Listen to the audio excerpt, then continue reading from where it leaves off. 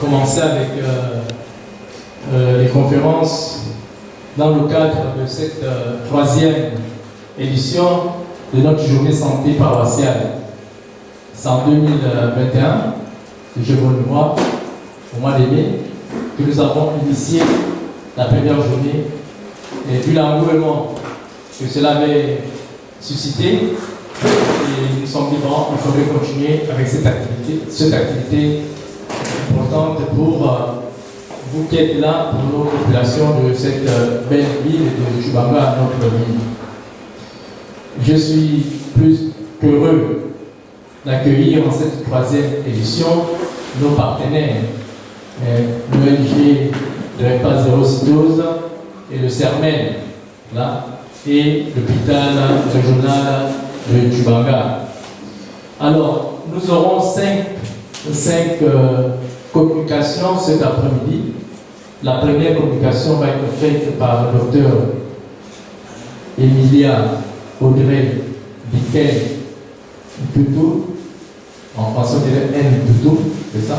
N Toutou, qui est médecin et au CTA de Tchibanga. Il va nous parler de maladies sexuellement transmissibles.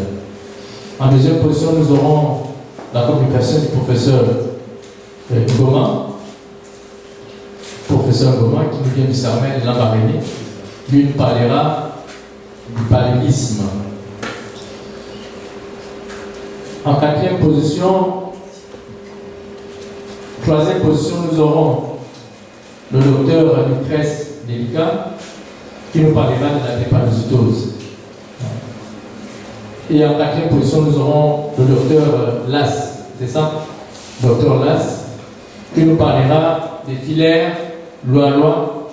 Et en dernière position, le docteur Nguyengi Kevin Odilon, qui nous parlera du cancer féminin. Alors, je tiens à vous rappeler que les communications sont de 25 minutes. Nous avons 5 communications de 25 minutes et nous pouvons prendre 2 questions à la rigueur afin de gagner du temps. Donc, je vais vous parler des maladies sexuellement transmissibles.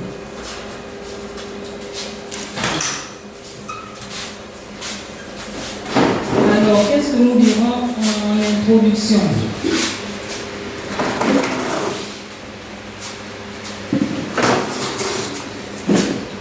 Alors, les maladies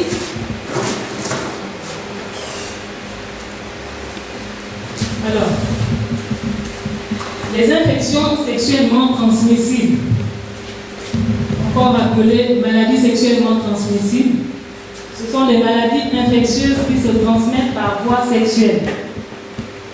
Les différentes voies peuvent être la voie vaginale, la voie anale, le l'anus et la voie buccale par fellation. Alors, dans tous les pays du monde, les IST sont en augmentation constante, surtout avec l'épidémie du VIH.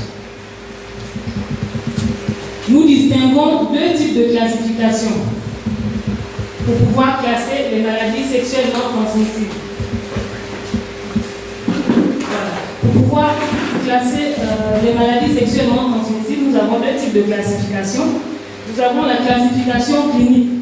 C'est la classification des maladies sexuellement transmissibles en fonction des signes, en fonction des symptômes. Nous avons, par exemple, les IST avec écoulement. Il faut dire qu'on ne parlera pas de tous les types de maladies sexuellement transmissibles, parce qu'il y en a plus d'une trentaine. Nous allons nous focaliser sur les maladies les plus fréquemment rencontrées. Alors, nous avons les IST avec écoulement. Il s'agit principalement de la gonocoxie et des chlamydia. Nous avons les infections sexuellement transmissibles qui se présentent avec des végétations. Il s'agit du cancer du col de l'utérus. Nous avons les infections avec ulcération génitale. Il s'agit de la syphilis, de l'herpès génital. Et enfin, nous avons les infections sexuellement transmissibles sans réelle atteinte au niveau local, au niveau des parois vaginales. Donc, il s'agit de l'hépatite virale B et du VIH-Sida. Alors, le deuxième type de classification, il s'agit d'une classification étiologique. C'est en fonction de l'agent infectieux en cause de la maladie. Donc, ces agents peuvent être des bactéries, des virus, des parasites, des champignons. Concernant les maladies sexuellement transmissibles avec pour agent infectieux des bactéries, nous avons la syphilis. Je vais passer les termes des agents, c'est un peu compliqué. Nous avons les agents bactériens responsables de la syphilis, de la gonococcie et des chlamydia. Il faut dire que toutes ces infections peuvent ne pas avoir de signes apparents. Mais lorsqu'il y a des signes, on peut avoir une ulcération locale, des lésions au niveau des parois génitales, on peut avoir des picotements, des brûlures mictionnelles, un écoulement urétral chez l'homme, des pertes blanchâtres ou jaunâtres, voire sanguinolentes chez la femme, pour ne citer que ça. Nous avons des infections d'origine virale. Il s'agit de l'herpès génital dû à l'herpès simplex. Nous avons le virus de l'hépatite B qui sera à l'origine d'une inflammation du foie. Et nous avons le VIH qui sera à l'origine de la maladie dite SIDA. Nous en parlerons un peu plus tard. Nous avons également comme agent des champignons. Ceux-là, tous les types de champignons sont dus à un agent qu'on appelle le Candida albicans. Une fois nous avons cette infection, elle sera manifestée par des démangeaisons vraiment insupportables au niveau de l'appareil génital. Alors, ici, je vous ai fait quelques illustrations. Alors, les deux premières images mettent en évidence les lésions dues au virus de l'herpès. La troisième image, vous pouvez voir des ulcérations au niveau des parois génitales, aussi bien chez l'homme que chez la femme. Il s'agit de la syphilis, du trébonème pâle. Alors la quatrième image, ce sont des lésions dues à des champignons, après grattage, après démangeaison au niveau de l'appareil. Ici, vous pouvez reconnaître, c'est le foie. Voilà. Le virus de l'hépatite B. Une fois on l'a, nous aurons un foie qui va aller de modification en modification, allant de la cirrhose jusqu'à la cancérisation. Voilà, le cancer. Et la dernière image va nous illustrer les écoulements urétrales, vaginales, des pertes. Voilà. Là, on le voit dans la gonococcie, dans les chlamydia. Alors, quels sont les moyens de diagnostic? Quels sont les moyens de dépistage? Pour se faire dépister de l'HIV, il faut faire un prélèvement sanguin. Concernant les chlamydia, la gonococcie, il faut simplement faire un prélèvement des différents écoulements. Les pertes chez la femme, il faudra faire un prélèvement vaginal pour pouvoir mettre en évidence ces agents pathogènes.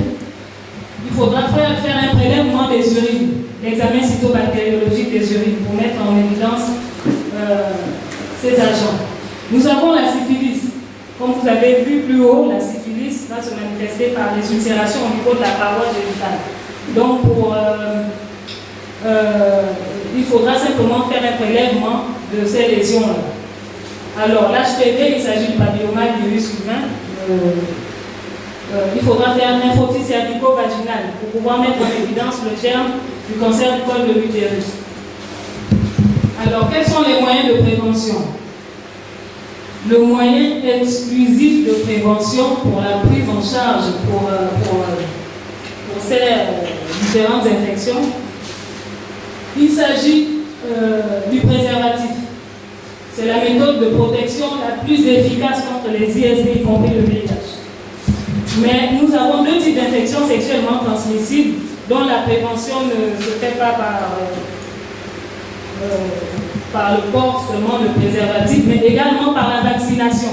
Donc il s'agit des infections sexuellement transmissibles, virales, à l'hépatite B et à HPV, responsable du cancer du col de l'utérus. Alors, concernant les traitements, je ne pouvais pas m'attarder dessus, parce que là, vous êtes obligé de laisser le médecin faire.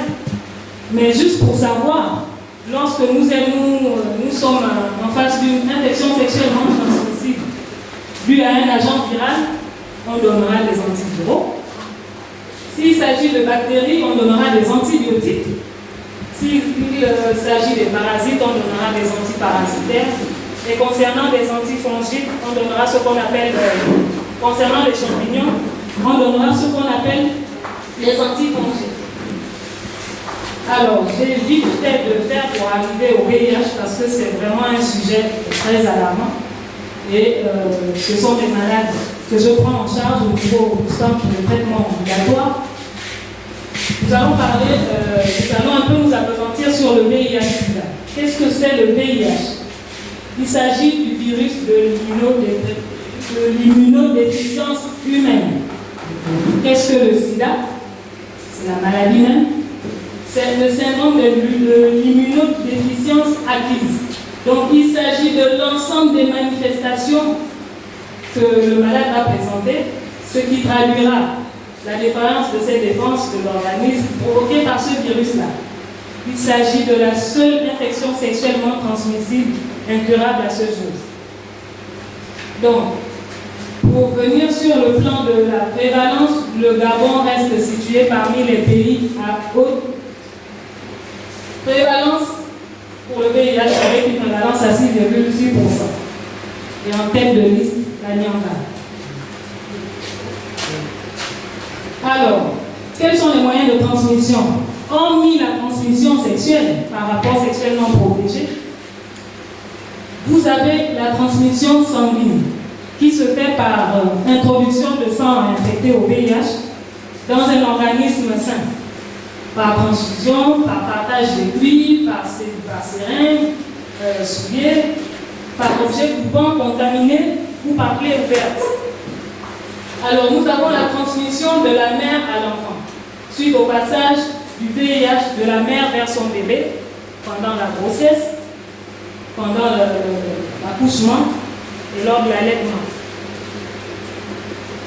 Alors, là, nous sommes à un sujet quand même important, la prévention. La prévention se fait à deux niveaux. Nous avons le niveau de prévention primaire, l'abstinence, le rapport sexuel, la fidélité mutuelle après avoir connu le statut partenaire. Nous avons l'utilisation correcte et permanente du préservatif. Enfin, nous avons l'utilisation de matériel stérile ou à usage unique. La prévention secondaire. Lui, c'est un terme un peu plus compliqué. La prévention secondaire, à proprement parler, consiste à quoi? À identifier une maladie à son stade précoce et à initier rapidement un traitement efficace pour bloquer la chaîne de transmission et éviter les conséquences liées à la maladie. Donc, cette prévention se fera à différents niveaux d'accidents. D'accord? Nous avons les accidents, les AES. Ce sont des accidents d'exposition au sang. Vous pouvez vous faire piquer, vous êtes à l'hôpital, vous êtes à la maison, vous vous faites piquer par un patient dont vous ne connaissez pas le statut. Nous avons les accidents d'exposition sexuelle ou agression sexuelle. Alors, le programme national de lutte contre les infections sexuellement transmissibles a mis en place ce qu'on appelle la prophylaxie post-exposition. Cette prophylaxie doit être instaurée dès que possible après l'exposition, de préférence dans les 72 heures après la contamination. Alors, il s'agit de quoi? Il s'agira de donner au patient qui a été victime d'un accident d'exposition, de donner un traitement antirétroviral. Le même traitement donné aux patients VIH. Mais ce traitement se donnera sur une durée d'1 mois à raison d'1 comprimé par jour. Mais ce, vraiment, dans les 72 heures ayant suivi l'accident. J'ai été violée, je vais rapidement au centre de traitement ambulatoire. Nous faisons un prélèvement à J1. Ce prélèvement peut être négatif. De toute façon, si vous n'êtes pas malade depuis, ce prélèvement, le jour J sera négatif. Et on introduit rapidement le traitement préventif parce que généralement, l'agent responsable, la personne qui a violé, la personne, vous ne l'avez pas devant vous, vous avez juste la personne qui a été victime. Alors, quel est le but du traitement antirétroviral? Le but du traitement antirétroviral sera d'empêcher le VIH, le virus, de se multiplier. Il permettra ainsi au système immunitaire du patient de le récupérer et de rendre sa charge virale indétectable. Et enfin, de vaincre les infections opportunistes et d'éviter le développement du stade SIDA. Alors, qu'est-ce qu'on dira en conclusion? Le contexte épidémiologique des MST rend compte de l'association fréquente des pathologies. Donc, le diagnostic doit être précis et complet afin de ne pas laisser évoluer une infection inapparente qui se compliquerait plus tard. Le traitement doit concerner le sujet source et le sujet contact afin de briser la chaîne de transmission. Et enfin, le meilleur traitement reste la prévention. Je vous remercie pour votre aimable attention.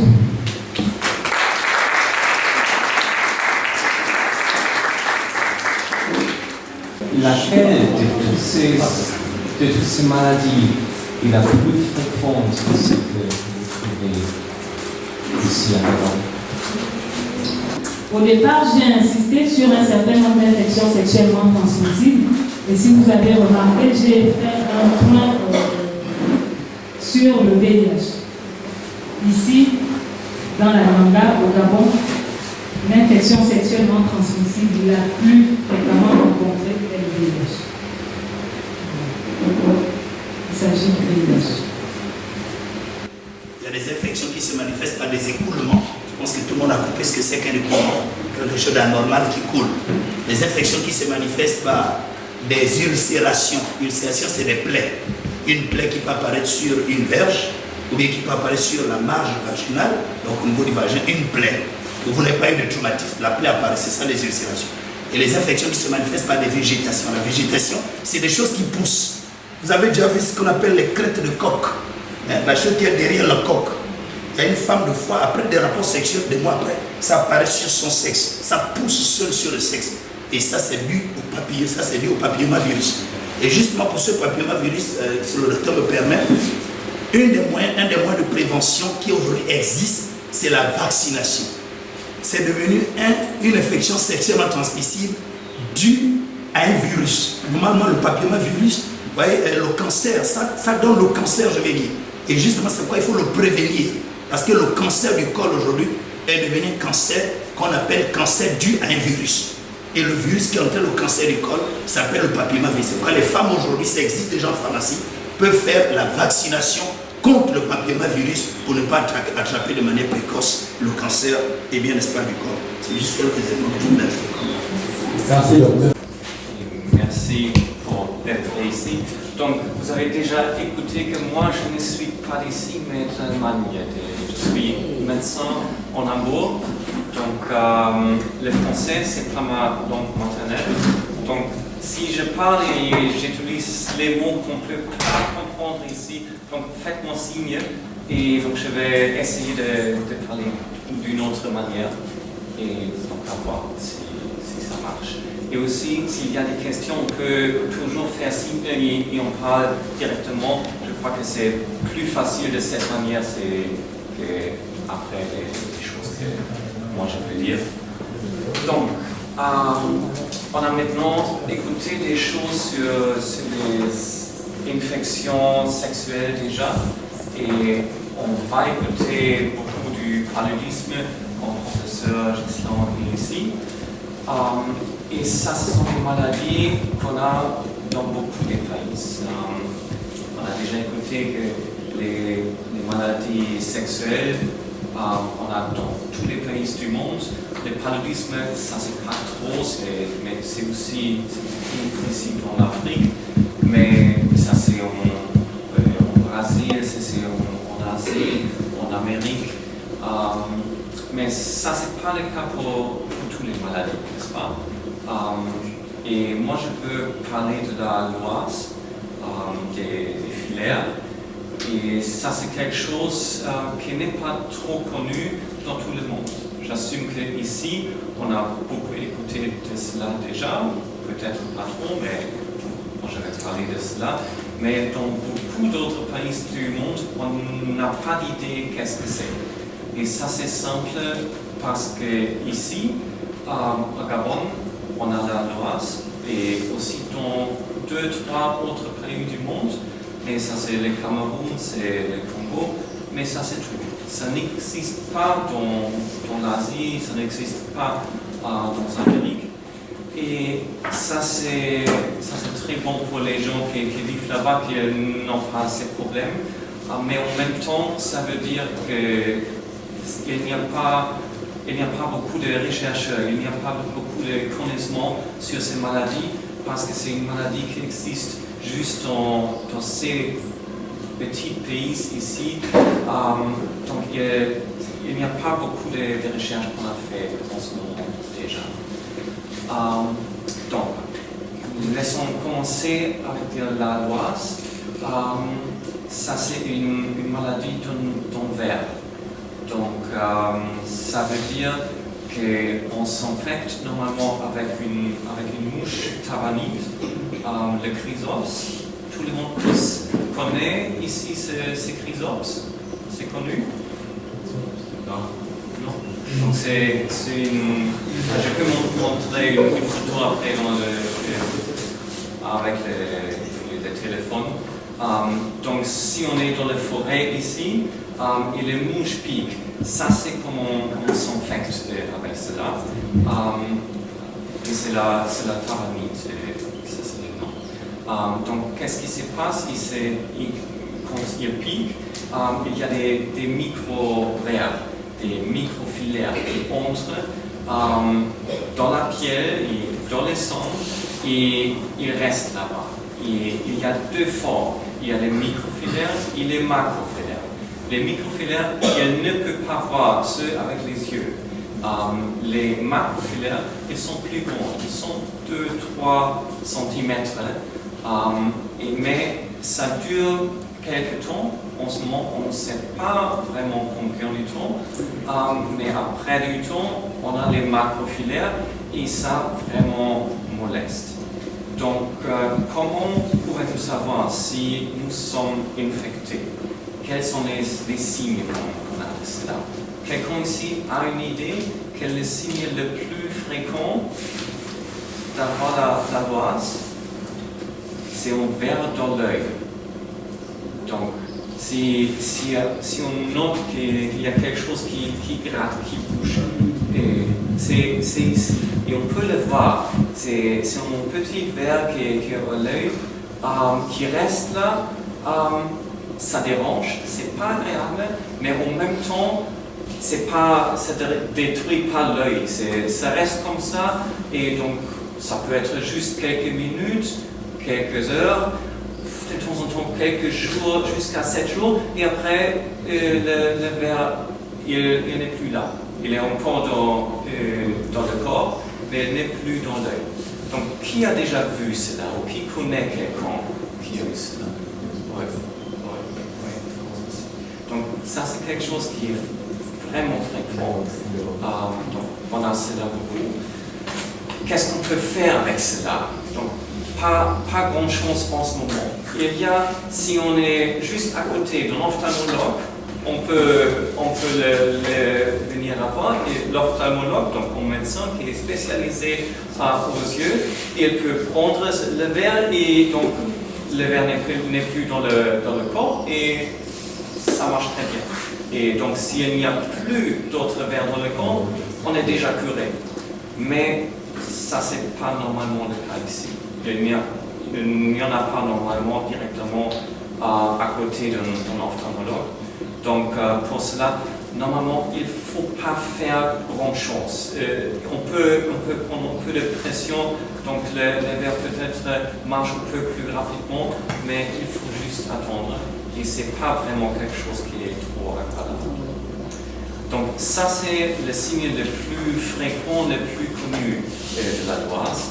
Mais il y a aussi deux autres choses. Une chose, c'est encore plutôt typique pour la doise, c'est les édèmes de Calabat. Ça veut dire ce sont des gonflements qu'on a, c'est surtout les bras, ça peut être les articulations, et c'est quelque chose qui est là pour quelques minutes, quelques heures, quelques jours de temps en temps, mais après, ça ne reste pas comme ça. Donc après une heure, après un jour, une semaine, c'est normal. Donc ça c'est vraiment différent.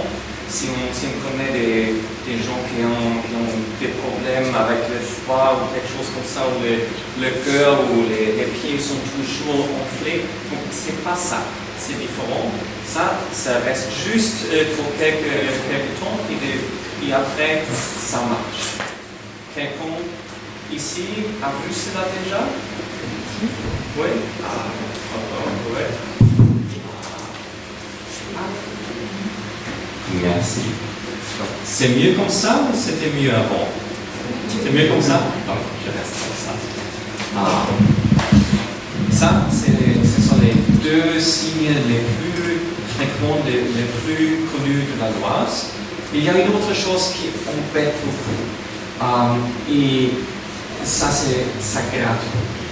Donc, il y a beaucoup de raisons pourquoi on veut se gratter. Mais la doise, ça c'est une d'eux. Donc, c'est surtout ça.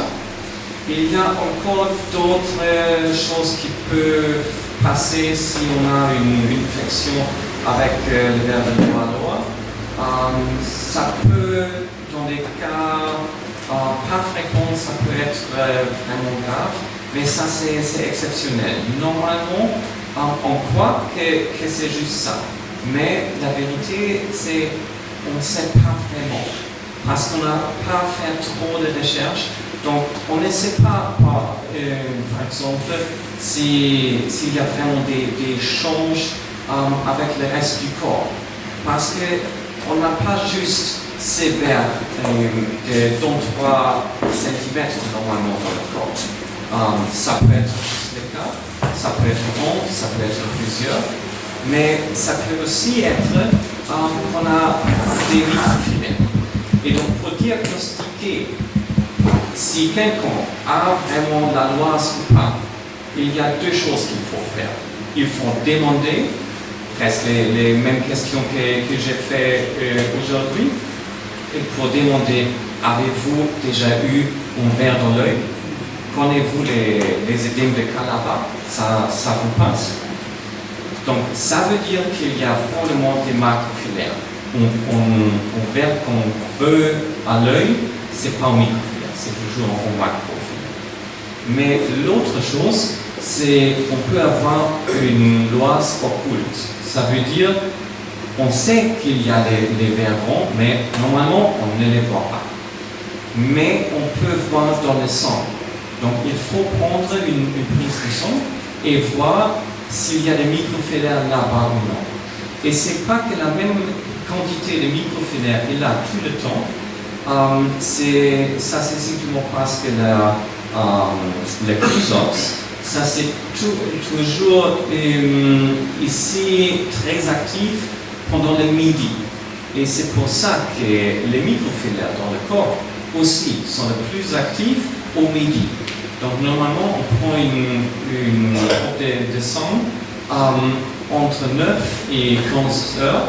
Et donc on voit avec un microscope, juste comme avec le palu aussi, on peut voir les microfilaires qui sont plus grands que les parasites du paludisme. Donc on peut voir cela très bien.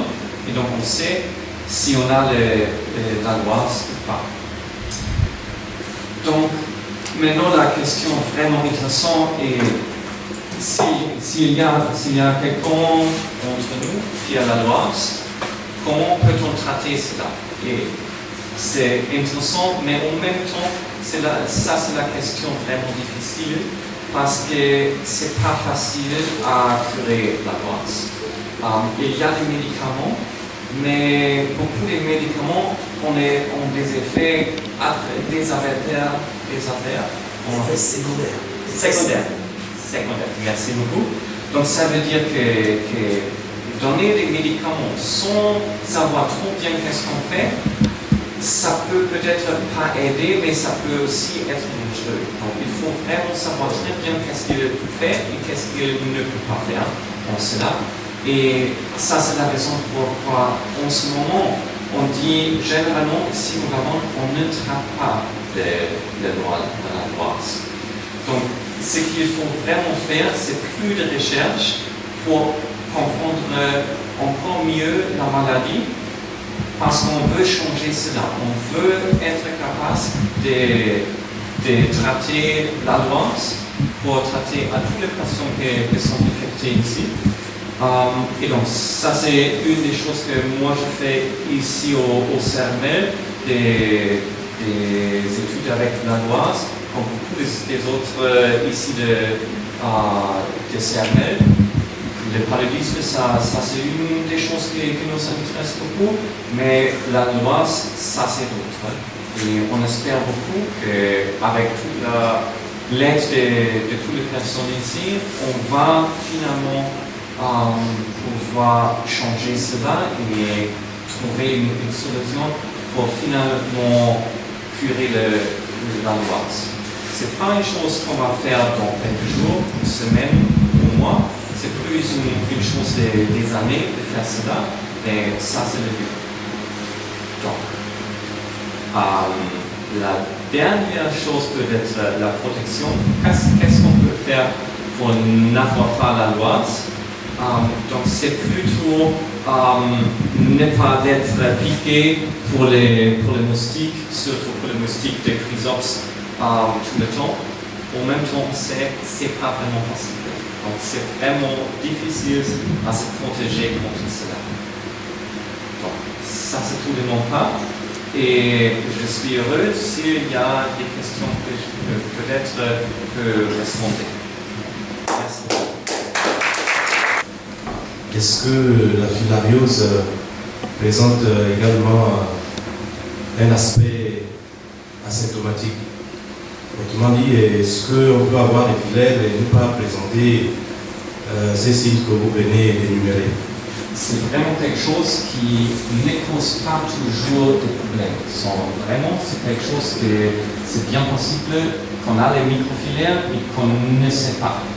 En même temps, c'est bien possible qu'on a aussi les macrofilaires et ils ne sont pas vraiment posé de problèmes. Ça aussi peut être. Et il y a aussi des gens qui ont les deux, les macrofilaires et les microfilaires. Et il y a des gens qui ont juste les macrofilaires et probablement aussi juste les microfilaires, on ne sait pas vraiment. Et aussi, on ne sait pas vraiment en ce moment pourquoi une personne a les microfilaires et les macrofilaires et l'autre personne n'a que les macrofilaires. On assume que c'est probablement quelque chose avec le système immun, mais on ne sait pas vraiment. il faut faire plus de recherche. Je voudrais savoir, est-ce que la transmission se fait, peut également se faire à travers, à travers une transfusion? C'est-à-dire si une personne est atteinte de la loi et que un autre individu reçoit de son sang, est-ce que la transmission se fera aussi à ce niveau en fait, à travers du sang? Donc la transmission, ça marche normalement juste par la travail. Donc ça veut dire, normalement, c'est une personne qui a beaucoup de microfilaires, les macrofilaires n'importe pas, juste les microfilaires dans le sang, il vient une mouche, puis il infecte la prochaine personne après quelques temps. Pour la question, c'est une très bonne question. Moi je dirais que je ne suis pas sûr, je ne sais pas. Les macrofilaires, je n'assume pas que ça c'est vraiment un problème, simplement parce que les macrofilaires c'est normalement pas dans le sang, mais dans les autres régions du corps, dans les organes, dans la peau, donc ça c'est pas un problème. Mais une personne qui a 1000 microfilaires dans chaque millilitre du sang, je peux bien imaginer que c'est possible de s'infecter pour une transmission, une transfusion du sang. Je crois que oui, mais je dois te dire que j'ai jamais écouté d'un cas où ça s'était vraiment passé. Les filaires, je peux confirmer qu'elles se fait, parce que quand on reçoit par exemple un humeur, l'un des examens qu'on réalise, c'est la recherche des microfilaires. C'est une raison suffisante pour ne pas valider un donneur, c'est que lors d'une transfusion, il peut effectivement transmettre la maladie. L'ouvert de l'œil, en l'absence d'un ophtalmologue.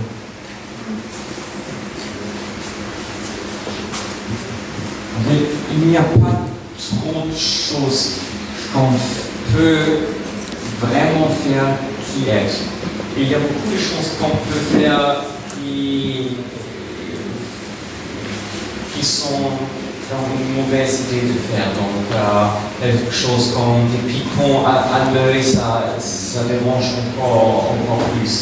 Donc, ce qu'on peut faire, c'est juste prendre un peu de pression.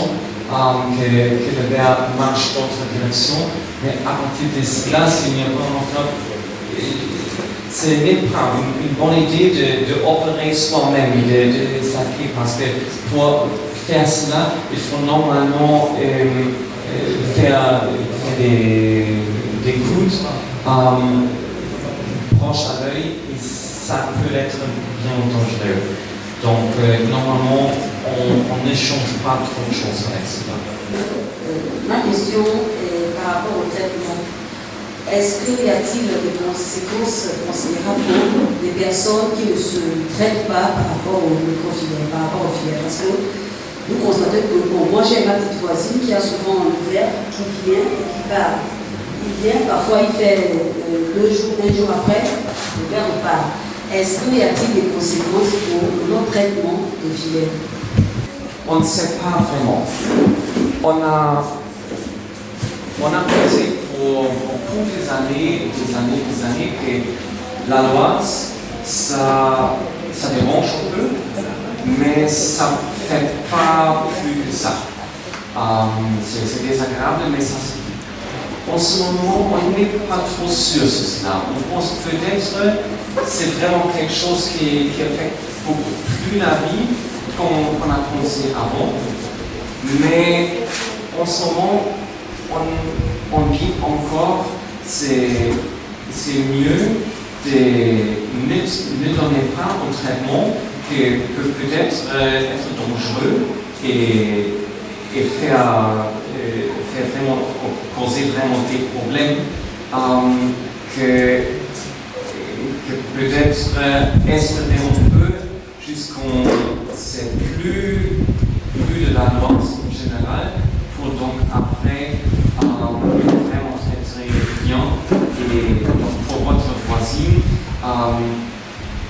c'est vraiment pas très agréable s'il y a des verres quelques jours chaque 2-3 jours comme vous avez monté. Mais en ce moment, c'est mieux d'espérer de ne faire pas un traitement. On ne croit pas qu'il y a des conséquences graves qui vont apparaître dans les prochaines années en ce moment. Mon père, Jim Boloa, je voudrais d'abord remercier et féliciter mon collègue Dr Lars. S'il vous plaît, applaudissez encore pour lui. Je demande ça parce que le Dr Lars s'est joint à nous récemment et il est venu pour apprendre ici. Et normalement, hier, lorsque M. l'abbé nous a donné le programme, il nous a dit qu'il fallait qu'on présente les filières. Et comme ça, nous tous, moi j'ai regardé Lars et j'ai dit, c'est toi le coupable. Donc, tu sais ce que tu as à faire.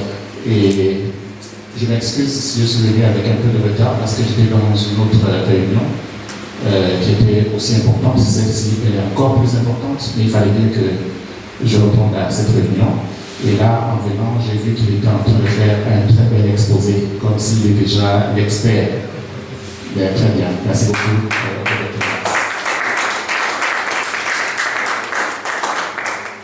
J'aurais pu faire la suite de l'exposé en langue locale, parce que c'est aussi bien pour les mamans, les papas qui sont ici, pour bien comprendre ce qu'on vient partager. Mais comme je sais qu'il y a aussi des personnes qui ne sont pas familières avec notre langue locale, pour cette fois-ci, je vais parler en français.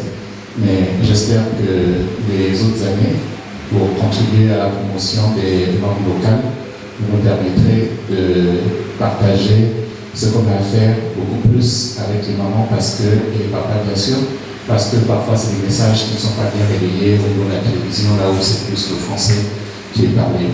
Moi je vais, monsieur l'abbé m'a déjà introduit, mais quand même pour ceux qui ne me connaissent pas, je vais encore me présenter une fois. Mon nom c'est Gislain Bongo Goma, je suis un fils d'ici.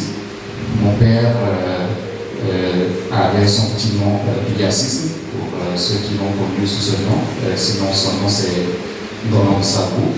Et ma maman c'est Maman Judith, que certains d'entre vous qui fréquentent la paroisse doivent connaître pour son engagement dans les activités paroissiales. Donc, je vais rapidement, mais ça va être bref, parce que je vais dire si beaucoup d'entre nous avons déjà une idée de ce que c'est. Moi, je vais le présenter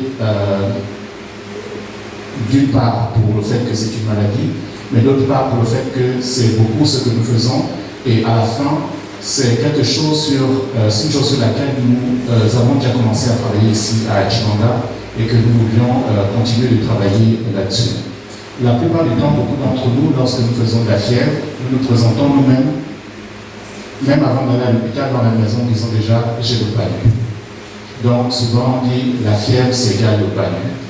Bon, ce n'est pas totalement vrai, parce que le palu, c'est une maladie qui se manifeste avec la fièvre, mais il y a aussi d'autres maladies qui se manifestent avec la fièvre. Donc, je vais faire cette petite nuance, pas pour dire que les personnes qui disent j'ai le palu se trompent, mais pour dire qu'il faut quand même avoir ça en tête, quelque part, que toute fièvre, ce n'est pas le palu. Quand on a ça en tête, pour nos enfants, on va moins se tromper, et ça fait qu'on pourra vite chercher un meilleur diagnostic et une meilleure prise en charge pour éviter les complications qui peuvent arriver lorsque la personne que vous avez pensé qu'il avait le palu, peut-être ce n'est pas le palu. Donc toujours, c'est bien, aujourd'hui, beaucoup de nos structures hospitalières permettent de distinguer est-ce que la personne qui a la fièvre, c'est vraiment le palu ou bien est-ce que c'est une autre maladie? Quoique, la plupart du temps, la première cause de fièvre, surtout chez les enfants, c'est le paludisme, mais c'est toujours bien de confirmer. Donc, ceci pour dire, dans la plupart des structures maintenant, il y a ce qu'on appelle des tests rapides pour le palu. Et j'associe que c'est en même temps notre travail ici à Chibanda, c'est de faciliter, de faire de telle sorte que le diagnostic du paludisme puisse être accessible et disponible pour tous et que chaque personne qui a la fièvre puisse à la fin savoir est-ce que cette fièvre c'est le palu ou bien ce n'est pas le palu. Quand ce ne sera pas le palu, bien évidemment, il y a des traitements appropriés qu'il faudra donner. Maintenant, quand c'est le palu, il y a pas mal de bons traitements qui existent. Et sans faire la publicité d'un médicament qu'on appelle le Coartem, c'est sous ce nom que beaucoup le connaissent, mais il y a aussi Artefan. Ce sont des médicaments qui existent et qui soignent très bien le palu. Ça veut dire, premièrement, le palu, on peut faire un bon diagnostic. Deuxièmement, quand on a fait le diagnostic, il y a des traitements qui existent. Mais malheureusement, il y a encore des personnes qui peuvent soit mourir de paludisme, soit avoir des complications. Tout à l'heure, nous étions à l'hôpital et en visitant la maternité, on a vu au moins 2 femmes enceintes, une de 5 mois, une de 6 mois avec le paludisme. Et là, elles sont hospitalisées. Et là, donc, quand les femmes sont enceintes et ont le paludisme, le risque, c'est qu'il va y avoir un effet sur l'enfant et donc sur le placenta. Donc, soit la grossesse peut s'arrêter, peut-être même il y a d'autres qui étaient déjà enceintes au début, mais qui ont eu le palu, donc la grossesse est sortie, ça ce n'est pas quelque chose de bien. Ou bien pour ces femmes qui ont déjà des grossesses avancées, même si la grossesse ne s'arrête pas, l'enfant peut avoir un faible poids à la naissance et cet enfant qui a fait poids de naissance, soit parce qu'il est prématuré, soit parce qu'il y a eu un retard de croissance intra-utérine, la conséquence ça va être que les enfants qui naissent très petits, vous, la plupart d'entre vous, vous êtes des parents, cet enfant peut avoir dans sa première vie un risque plus élevé de morbidité, donc de tomber malade, mais encore parfois de mortalité. D'où l'intérêt, j'étais déjà en train de m'aventurer chez les femmes enceintes, mais nous avons aussi des très jeunes enfants qui peuvent encore mourir du paludisme. Je ne vais pas répéter les choses qui peuvent être évidentes et que tout le monde peut trouver comme information n'importe où. Je veux juste dire que le palu, c'est une réalité qui est ici chez nous, mais c'est quelque chose qu'on peut diagnostiquer et qu'on peut traiter lorsque on a diagnostiqué. Dans certaines conversations ce matin, j'ai écouté que beaucoup d'entre nous accusons encore des événements mystiques pour justement de la fièvre. Comme je viens de dire, toute fièvre n'est pas le palu, mais bien évidemment le paludisme contribue beaucoup à ça et il faut aller à l'hôpital pour faire le diagnostic. Je m'arrête un peu sur ces considérations mystiques. Donc, la plupart, vous qui êtes là, peut-être vous n'êtes pas la bonne cible parce que si vous venez là, c'est parce que déjà vous avez une affinité avec notre paroisse, ce qui fait que peut-être vous êtes peut-être loin de ces considérations mystiques. Mais parfois, quand on parle de la religion, je ne vais pas m'aventurer beaucoup. Il y a les prêtres ici dans la salle. Mais la religion étant aussi quelque chose de mystique quelque part, vous avez aussi des familles à la maison. J'assume que le message que je veux passer, même si ce n'est pas vous-même qui y croyez, vous pouvez aussi relayer le message. Ce que je veux donc dire, c'est que beaucoup de gens pensent encore que Miyama ou bien Kumbula, donc un fusil nocturne, comme on a eu à le faire, c'est pourquoi je suis tombé malade, ou bien c'est pourquoi mon enfant là, il a ceci et cela, c'est beaucoup plus parce que il y a son oncle ou bien ceci, cela qui l'en veut. Donc, s'il vous plaît, ça peut être le palu et ça peut être diagnostiqué dans un hôpital et ça peut être bien traité. Plus on perdra du temps, malheureusement c'est là où ça arrive qu'il y a des enfants qui meurent, il y a des femmes enceintes qui vont se retrouver dans des situations hospitalisées et il peut y avoir des conséquences sur ces vies-là. Je vais maintenant, je suis déjà presque à la fin, parce que vous avez déjà et vous connaissez le palu. Donc moi je voulais que vous répétez que toute fièvre n'est pas le palu. Il faut aller à l'hôpital pour distinguer et diagnostiquer c'est bien le palu, et que quand c'est le palu, on peut le traiter, il y a des médicaments qui existent. Maintenant, nous, Quand je dis nous, vous voyez, certains d'entre nous, nous avons des amis où c'est écrit CERMEL. Donc nous venons du centre de recherche médicale d'Ambaréné qui est au sein de l'hôpital Albert Chauzière à l'Ambaréné. Mais maintenant, le CERMEL, nous sommes aussi délocalisés dans plusieurs autres localités, dont Chibanga. Ça fait que nous sommes ici à Chibanga et je ne vais pas prendre du temps à présenter chacune des personnes ici, mais il faut juste vous dire que nous sommes installés ici à Chibanga et notre premier intérêt, c'est de diagnostiquer le paludisme et de soigner le paludisme. Donc, au niveau de l'hôpital de Maoundi, avec le soutien des autorités locales et particulièrement du directeur général de l'hôpital, nous avons une unité qui est là depuis le mois d'octobre 2023, n'est-ce pas? Donc depuis octobre 2023, nous avons une unité qui est à Mavundi et nous, en étant basés à Mavundi, ça c'est un espace que nous avons pour travailler, mais nous circulons dans les villages, dans les quartiers. Et notre intérêt, c'est d'aider les gens pour le diagnostic du paludisme. Nous avons commencé ça avec des jeunes enfants, mais à partir de maintenant, nous le faisons pour tous les âges. Donc, demain, notre contribution dans la journée de santé paroissiale, ce sera, entre autres tests de laboratoire, de faire aussi des tests de paludisme. Et chez qui on trouvera qu'ils ont le palu dans le sang, nous allons leur proposer, séance tenante, un traitement. Après ce traitement, notre façon de soigner, ce n'est pas de traiter une personne et de la laisser partir. On la laisse partir, bien sûr, on ne la retire pas. Mais nous voulons continuer de suivre cette personne. Donc, les personnes demain qui seront diagnostiquées avec le paludisme, nous leur proposerons un programme de suivi. 7 jours plus tard, il faudra accepter que les agents de notre équipe viennent dans vos maisons pour venir demander si tout s'est bien passé avec les médicaments. 4 semaines plus tard, il faudra accepter que ces mêmes personnes reviennent chez vous et à chaque fois continuer de faire des examens de sang. C'est ce qui nous permet de voir que chez vous, individuellement, le palu est parti.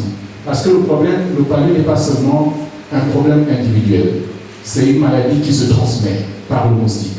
Et ça veut dire que s'il y a déjà eu une personne dans la maison qui a le palu, le moustique, il vient piquer cette personne, il prend une période et quand il repique d'autres personnes dans la maison, c'est comme ça que la maladie est transmise. Donc tout le travail que nous faisons, certes nous guérissons les gens individuellement, mais nous nous assurons aussi à limiter la transmission dans la communauté. Donc c'est une façon pour moi d'introduire que nous allons être là demain pour contribuer avec le diagnostic et éventuellement des traitements pour ceux qui seront positifs, mais nous allons continuer de rester ici à travailler de telle sorte que quand vous viendrez à l'hôpital de Mavundi, vous pouvez demander aux médecins qui sont là-bas où se trouve l'unité du CERMEL et désormais ils vont aussi afficher un numéro qui sera un numéro que n'importe qui peut biper. Quand vous avez bipé, quelqu'un va vous rappeler et ça veut dire que si dans vos maisons, mais je ne voudrais pas aussi favoriser que chacun maintenant soit paresseux, ne fasse pas l'effort de venir à l'hôpital. C'est seulement dans les cas extrêmes, bipez-nous et on va vous appeler.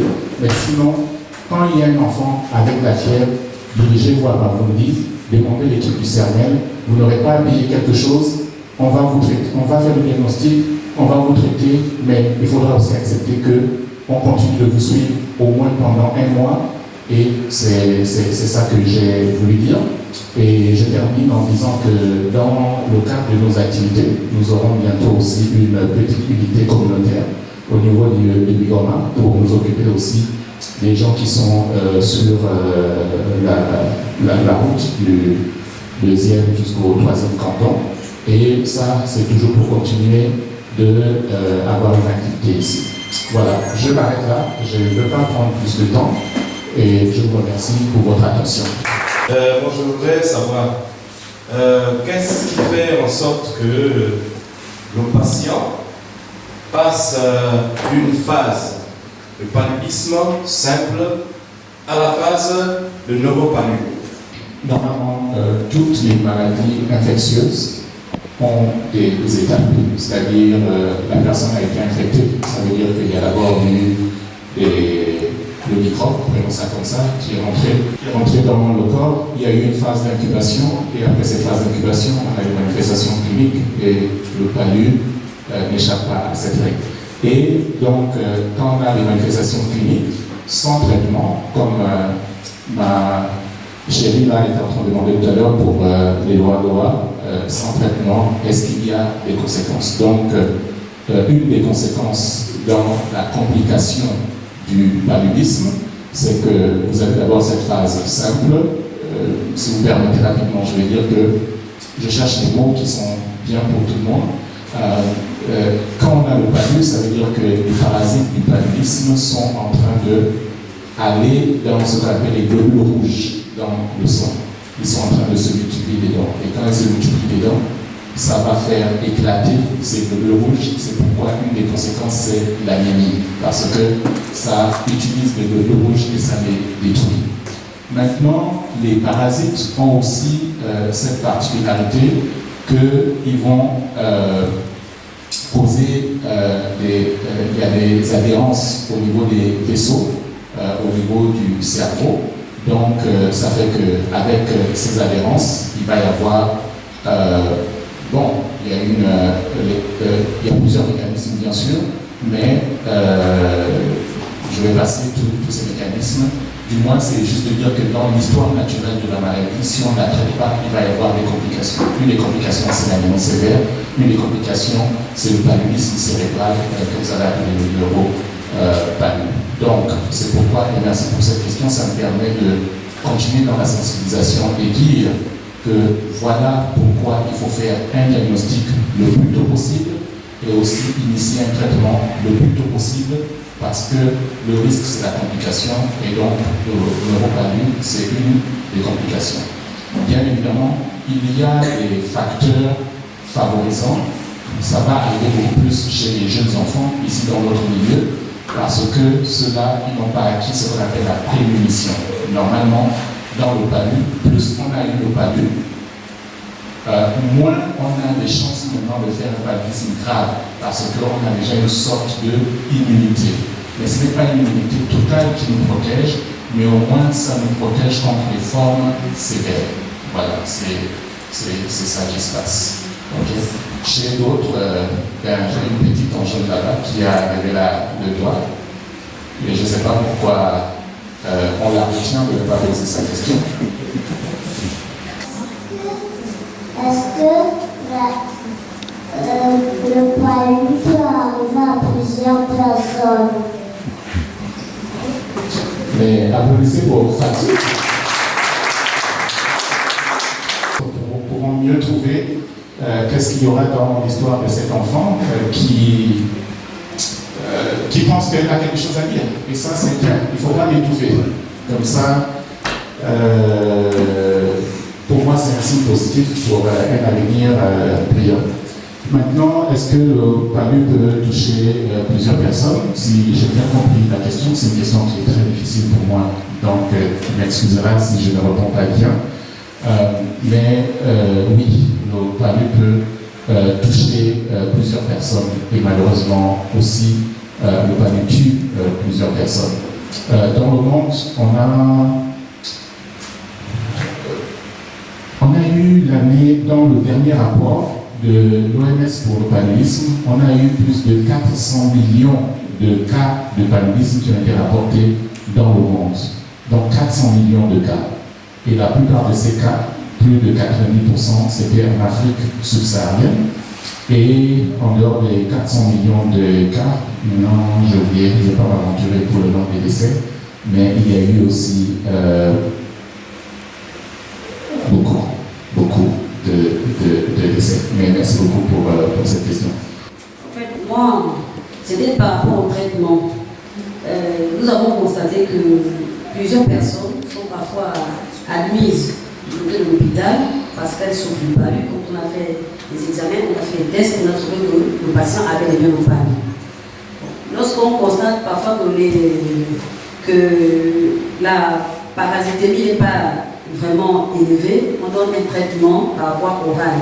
Le patient va à la maison, mais nous constatons que les patients reviennent souvent pour dire que malgré le traitement qu'ils ont pris, ils constatent qu'ils ont toujours les mêmes symptômes. Je voudrais savoir pourquoi. Bon, c'est une question, c'est aussi compliqué parce qu'il faut mettre les choses toujours dans le contexte. Il y a, ça c'est carrément un cas clinique qu'il faut faire, c'est-à-dire il faut me dire, j'ai eu un patient dans ces conditions, il est venu, il a fait ça, il a fait ça. Mais il y a quelque chose qui nous gêne beaucoup, nous tous qui sommes à l'hôpital, même dans nos familles, qu'est-ce qui se passe? Une personne a le palud, c'est évident. Dès que tu veux lui donner des comprimés, elle dit, ah moi, ça ne marche pas. Je veux seulement une perfusion. La personne est sincère. Il apporte ça, c'est sur la base d'expériences précédentes. Ah, moi, quand on m'a donné des comprimés, ça ne va pas marcher. C'est seulement la perfusion qui marche avec moi, et ainsi de suite. Parfois, ça nous agace parce que nous n'avons pas le temps de réfléchir à ça, mais ce sont des réalités. Donc, je vais ajouter ça à votre question et dire que c'est une des raisons pour lesquelles nous faisons de la recherche. Faire de la recherche, ce n'est pas seulement de chercher un médicament et de dire que ce médicament est efficace ou n'est pas efficace, mais il y a plusieurs autres complots dans la recherche. Par exemple, on s'est rendu compte que beaucoup de médicaments, lorsque nous faisons dans les conditions de la recherche, ça marche très bien. Mais lorsque le médicament est déployé et mis sur le marché, il n'a plus la même efficacité. Donc, depuis quelque temps, nous, il y a nous qui sommes médecins, mais nous avons aussi des gens qui font les sciences sociales, donc les anthropologues, les sociologues. On essaie ensemble de comprendre quels sont les blocages qu'il peut y avoir dans la communauté, dans la société, pourquoi les médicaments ne marchent pas. Et un médicament aussi, comme j'ai cité déjà le Bactrim une fois, en disant que je ne faisais pas de la publicité, mais c'est un médicament qui est nécessaire pour notre santé. On donne ce médicament 2 fois par jour pendant 3 jours. Ça peut faire que soit la personne ne comprenne pas bien la prescription. Vous lui dites d'aller prendre le médicament, mais peut-être qu'il ne va pas prendre comment. J'ai écouté quelqu'un qui m'avait dit une fois, je ne sais pas si c'était une blague, mais il a dit au patient, il faut donner à l'enfant le médicament au milieu des repas. Ils sont partis, ils sont revenus, l'enfant l'état s'était empiré. Le médecin a dit, mais je ne comprends pas, vous ne donnez pas le médicament bien. Elle a dit, mais docteur, moi je mets le médicament au milieu du repas, mais lui il mange encore.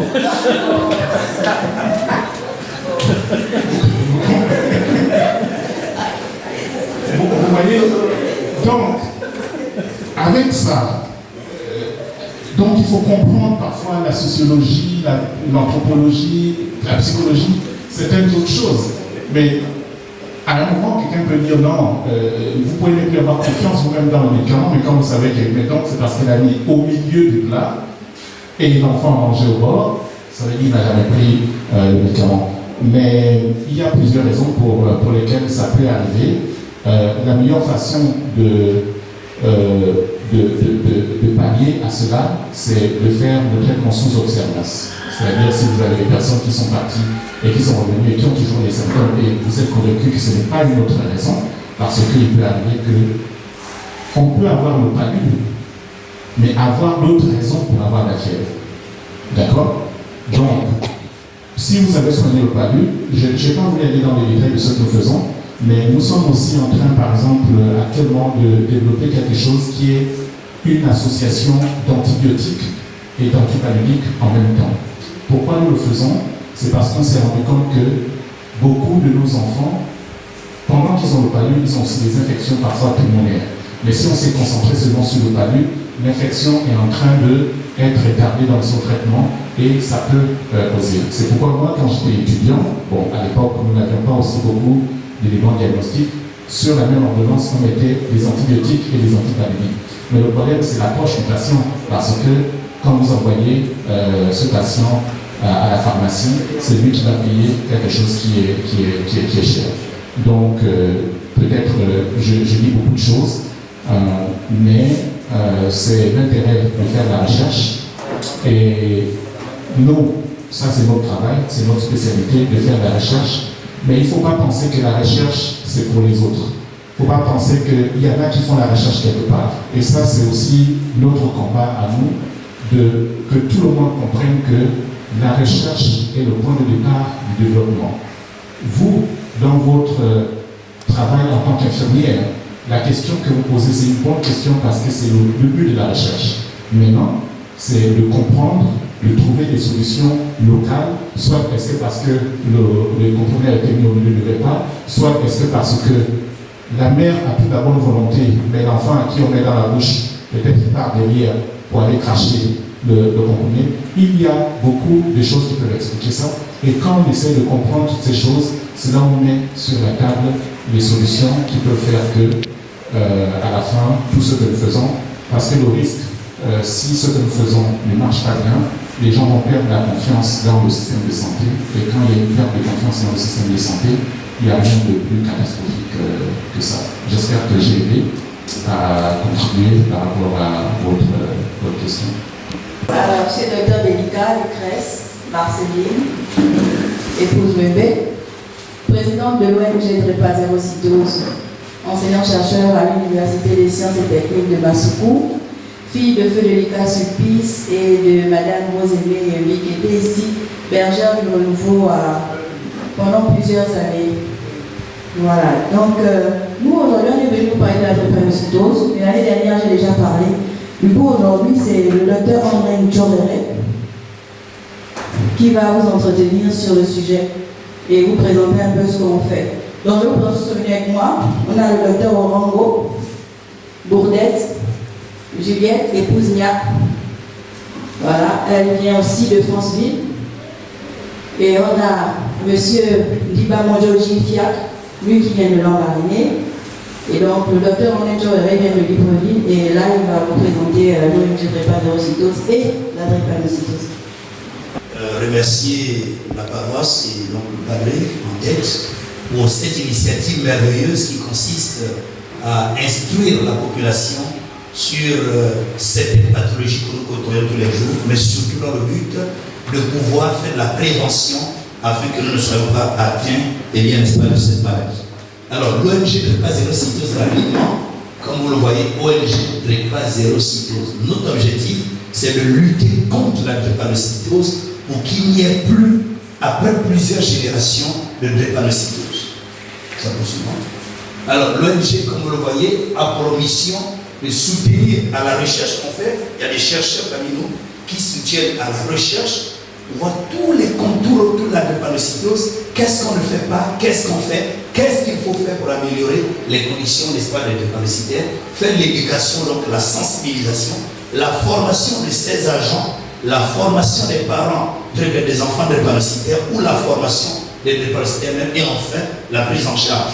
Dans la prise en charge, nous attaquons le pan comment accompagner tous ceux qui sont déjà malades. Parce que dans la sensibilisation, nous ne voulons pas que les gens tombent malades, mais surtout, nous voulons aussi prendre en charge ceux qui sont déjà malades. Et comment est-ce que l'ONG va les accompagner qui ne sont pas malades? Il y a beaucoup d'aspects dans lesquels l'ONG est obligée d'intervenir. Il y a beaucoup de. Alors, l'ONG est née à Franceville, et bien n'est-ce pas, en 2018. C'est pourquoi le siège social de cette ONG est encore à Franceville aujourd'hui. Et au sein de cette ONG, vous allez voir des enseignants-chercheurs, des médecins, des juristes, des personnes de tous ordres de métier, y compris les drépanocytaires et les parents drépanocytaires. L'élément important à retenir, c'est que nous sommes la toute première et l'unique pour le moment ONG de lutte contre la drépanocytose au Gabon. Faisons la différence entre ONG et association. Il y a beaucoup d'associations de lutte contre la drépanocytose, mais la toute première organisation non gouvernementale de lutte contre la drépanocytose, c'est l'ONG Drépanocytose. C'est quoi la différence? La différence, c'est qu'on a des membres à l'étranger, on a des membres dans beaucoup d'autres pays, et quelqu'un qui est membre peut aller ouvrir la même ONG dans un autre pays. C'est ça l'ONG. Or, l'association n'est valable que dans le pays où l'association a été, et bien, n'est-ce pas, mise en place. Nos activités, je viens de le dire, c'est de la sensibilisation, c'est de la formation à l'endroit du personnel, à l'endroit des malades, à l'endroit des parents des malades, mais surtout à l'endroit de l'État. Parce que notre objectif, à la fin de toute chose, c'est d'aider l'État à mettre en place un programme national de lutte contre la drépanocytose qui n'existe pas. Et à derrière, en arrière-plan, avoir un centre au Gabon de prise en charge uniquement de la drépanocytose. Nous le verrons tout à l'heure lorsqu'on parlera des traitements. Vous allez comprendre pourquoi l'ONG milite pour qu'à la fin de toute chose, on puisse mettre en place un centre de lutte contre la drépanocytose. Ça, c'est pour ce qui est donc de l'ONG. Si vous voulez savoir davantage, on pourra vous en parler. Maintenant, la drépanocytose. C'est quoi la drépanocytose? La drépanocytose, vous n'allez pas pouvoir le lire, mais je préfère garder mes antennes pour savoir ce que je vais dire. La drépanocytose est une maladie du sang. Je voulais vous le dire de manière très simple. C'est une maladie du sang. En termes simplement d'une maladie génétique. C'est-à-dire on est avec héréditaire qui se transmet forcément des parents qui ont des traits de drépanocytose. Cette maladie se manifeste au niveau du sang. Et dans le sang, il y a une substance qu'on appelle l'hémoglobine. Une protéine qui s'appelle l'hémoglobine. Dans le cas de la drépanocytose, cette protéine va subir une malformation. De sorte que le globule rouge qui héberge, c'est-à-dire qui garde cette protéine, au lieu qu'il circule normalement dans le sang, dans les vaisseaux, le globule rouge va boucher les vaisseaux, va boucher les veines, va boucher les artères et va donner toutes les complications que nous connaissons, donc les symptômes de la drépanocytose. Parmi les symptômes de la drépanocytose, c'est les douleurs. Justement, quand le globule rouge, donc, qui est malformé avec son hémoglobine, bouche les vaisseaux sanguins, tout ce qui est derrière la partie bouchée ne reçoit plus d'oxygène, ne reçoit plus du sang et il va se manifester par des douleurs. On a des douleurs articulaires. Mon collègue l'a dit tout à l'heure, parlé du syndrome de Calabar, c'est-à-dire les mains qui sentent. Dans la drépanocytose, si on ne l'appelle pas syndrome de Calabar, on l'appelle le syndrome pied-main. Les premières personnes dans les premiers âges qui font la drépanocytose ont les mains enflées et les pieds enflés. Et quand ils grandissent, c'est surtout les crises douloureuses qui peuvent se manifester par douleur abdominale, douleur articulaire, douleur au niveau du cou, douleur au niveau du dos. En tout cas, c'est des crises douloureuses. La deuxième chose qui est le signe le plus fréquent, c'est l'anémie. Les malades drépanocytaires sont anémiés pratiquement de manière permanente. Pourquoi? Parce que le globule rouge est de mauvaise qualité. Donc il ne va plus séjourner le nombre de jours qu'il doit faire dans le sang. Il meurt prématurément. Et quand le globule rouge éclate, ça va créer ce qu'on appelle une anémie hémolytique. Et c'est cette hémolyse, donc cette destruction du globule rouge qui lâche des mauvais hémoglobines qui font en sorte que le taux de sang est toujours très bas. Et comme dans l'hémoglobine qui est de mauvaise qualité, il va y avoir une substance qui colore le sang en jaune, qu'on appelle l'ither. Vous allez voir que les malades qui font la drépanocytose ont les yeux jaunes, ont de fois même les ongles jaunes. Donc c'est cette coloration due à la destruction du globule rouge. À côté de cela, il y a des signes que nous voyons rapidement, c'est que le malade ne grandit pas. Un retard staturo-pondéral, retard dans la taille et retard dans la grosseur. Qui a ce retard avec toutes ces complications aura un retard scolaire, tous les autres retards, sans oublier les autres complications, notamment les complications au niveau du cerveau. Parce que le globule peut aller boucher les vaisseaux du cerveau. Un enfant de 10 ans peut faire de nos jeunes AVC s'il a, n'est-ce pas, une drépanocytose. Ou bien un enfant de 10 ans a une érection qui ne s'arrête pas. C'est-à-dire qu'il est en érection, ce qu'on appelle dans notre jargon le priapisme. Parce que simplement, le globule rouge allait boucher les vaisseaux au niveau, n'est-ce pas, de la verge. Et l'enfant va avoir une érection, ou un adulte, une érection qui ne s'arrête pas. Ça, c'est pour ce qui est des symptômes. Maintenant, comment ferais-je pour savoir si, parmi nous qui sommes là, qui peut-être faisant des douleurs, n'avons jamais fait de test, comment ferais-je pour savoir si j'ai ou pas, eh bien, n'est-ce pas, la drépanocytose? Le test s'appelle l'électrophorèse de l'hémoglobine. Cette électrophorèse de l'hémoglobine, avant, c'était mystique. C'est-à-dire c'était quelque chose qu'on ne fait pas partout. On prend le sang, la même laboratoire. Mais de nos jours, il y a même des tests rapides, comme nos amis du paludisme, qui permettent que vous arrivez le même jour, on prend une goutte de votre sang et on regarde, on vous dira si vous avez, eh bien, n'est-ce pas, si vous êtes AS, si vous êtes SS. Donc c'est juste le sang que l'on prend. On fait l'électrophorèse, on vous dira si votre hémoglobine est de la mauvaise qualité, c'est-à-dire l'hémoglobine S, ou bien votre hémoglobine est de la bonne qualité, hémoglobine A. Donc voilà comment il faut faire le dépistage. Maintenant, de nos jours, on est en train d'évoluer vers, eh bien, des techniques plus performantes. Et c'est pourquoi nous avons mis ce que vous voyez ici. Intérêt du diagnostic prénatal de la drépanocytose. Aujourd'hui, dans les pays développés, quelques pays d'Afrique tels que le Nigeria, eh bien, n'est-ce pas, font déjà ce genre de test où, à 12 semaines de grossesse, on peut prélever à partir, n'est-ce pas, de l'enfant qui est dans le ventre, savoir si l'enfant a ou pas la drépanocytose. Et à ce niveau, on met les parents devant le fait accompli. Voilà un enfant qui va naître, qui est déjà SS. Qu'est-ce que vous les parents vous décidez? Et sur le plan médical, une interruption thérapeutique et pour les viser, n'est-ce pas, d'épargner la famille d'une situation gravissime demain, on demande aux parents de prendre la décision et la médecine leur propose que ce genre de grossesse, on peut l'interrompre pour ne pas mettre au monde un enfant qui va passer tout le temps à l'hôpital et grever tout le budget et bien n'est-ce pas de la famille. Après les symptômes, comment est-ce que je suis devenu drépanocytaire? Comment est-ce que je l'ai attrapé? La drépanocytose n'est pas une maladie infectieuse. Ce n'est pas le moustique qui pique quelqu'un. La drépanocytose n'est pas une maladie de la sorcellerie. Ce n'est pas les parents qui ne veulent pas de notre bien qui envoient la sorcellerie. La drépanocytose est une maladie qui est dans le sang des deux parents. Il faut bien que les deux parents aient le trait S, donc l'hémoglobine S, pour pouvoir faire un enfant S. C'est pourquoi nous, dans notre lutte, nous disons deux parents qui sont déjà porteurs ne doivent pas se marier. Et s'ils se marient, qu'ils prennent l'engagement de ne pas faire d'enfants. Parce que chaque parent, parce que l'hémoglobine normale, pour vous le dire, c'est AA. Les mamans qui ont déjà fait des enfants ont fait l'électrophorèse, l'hémoglobine normale est AA.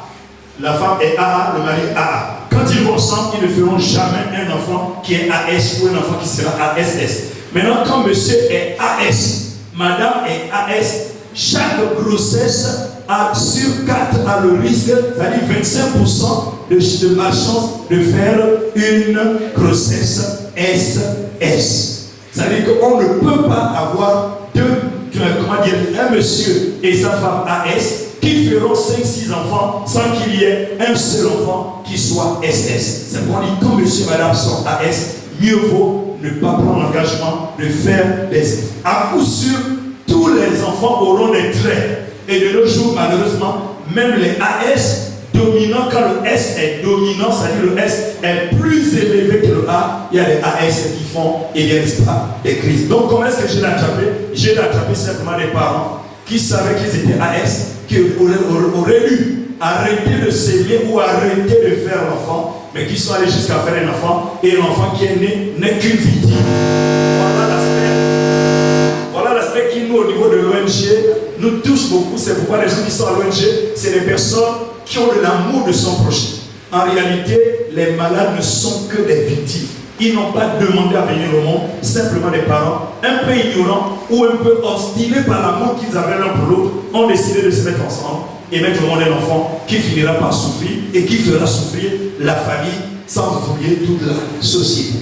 Maintenant, comment guérir de la drépanocytose? Est-ce qu'on guérit de la drépanocytose? Je vais chuter par là. On ne guérit pas de la drépanocytose. Quand on est SS, on est SS pour la vie. Et il y a une différence entre l'hémoglobine et la sérologie.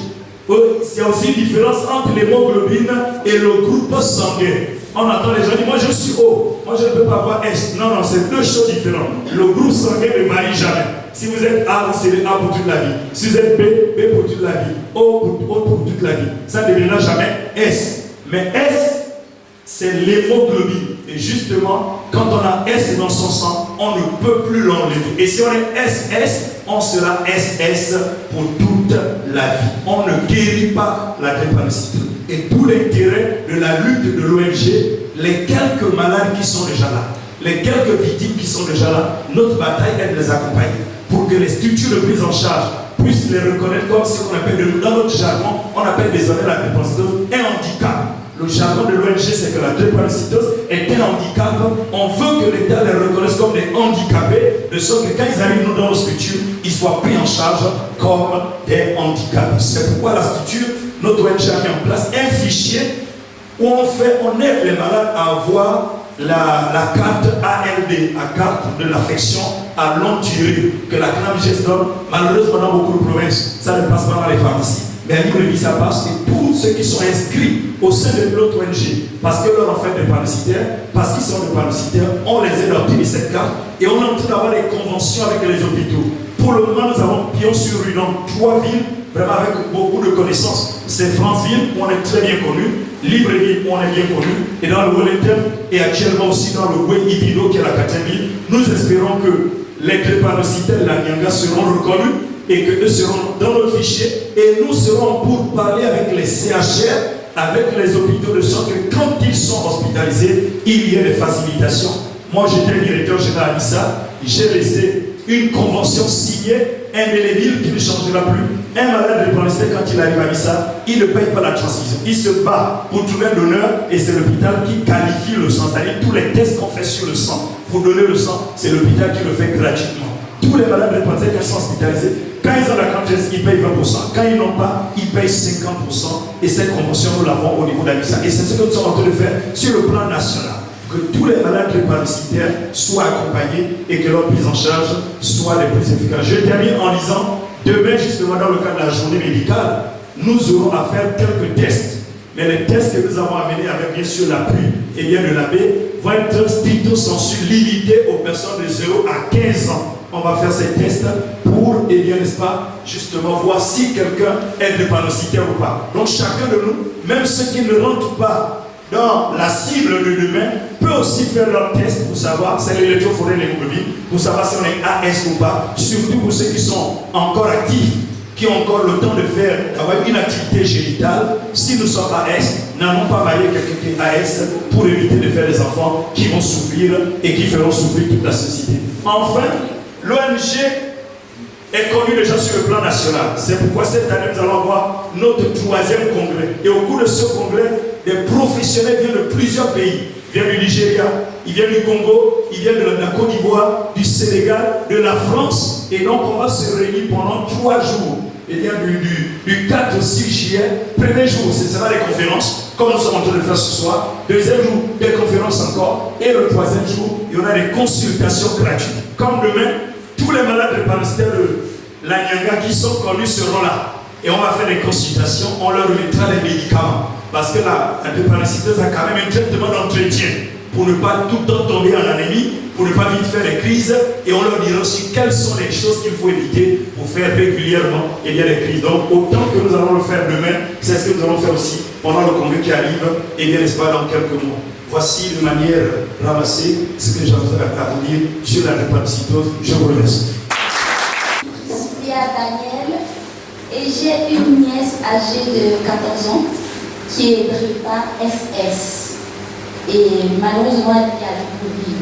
J'aimerais bien savoir, est-ce qu'avec toutes ces recherches qu'on a déjà eues sur la drépanocytose, est-ce qu'il n'y a-t-il pas un traitement pour pouvoir modifier ce globule malformé?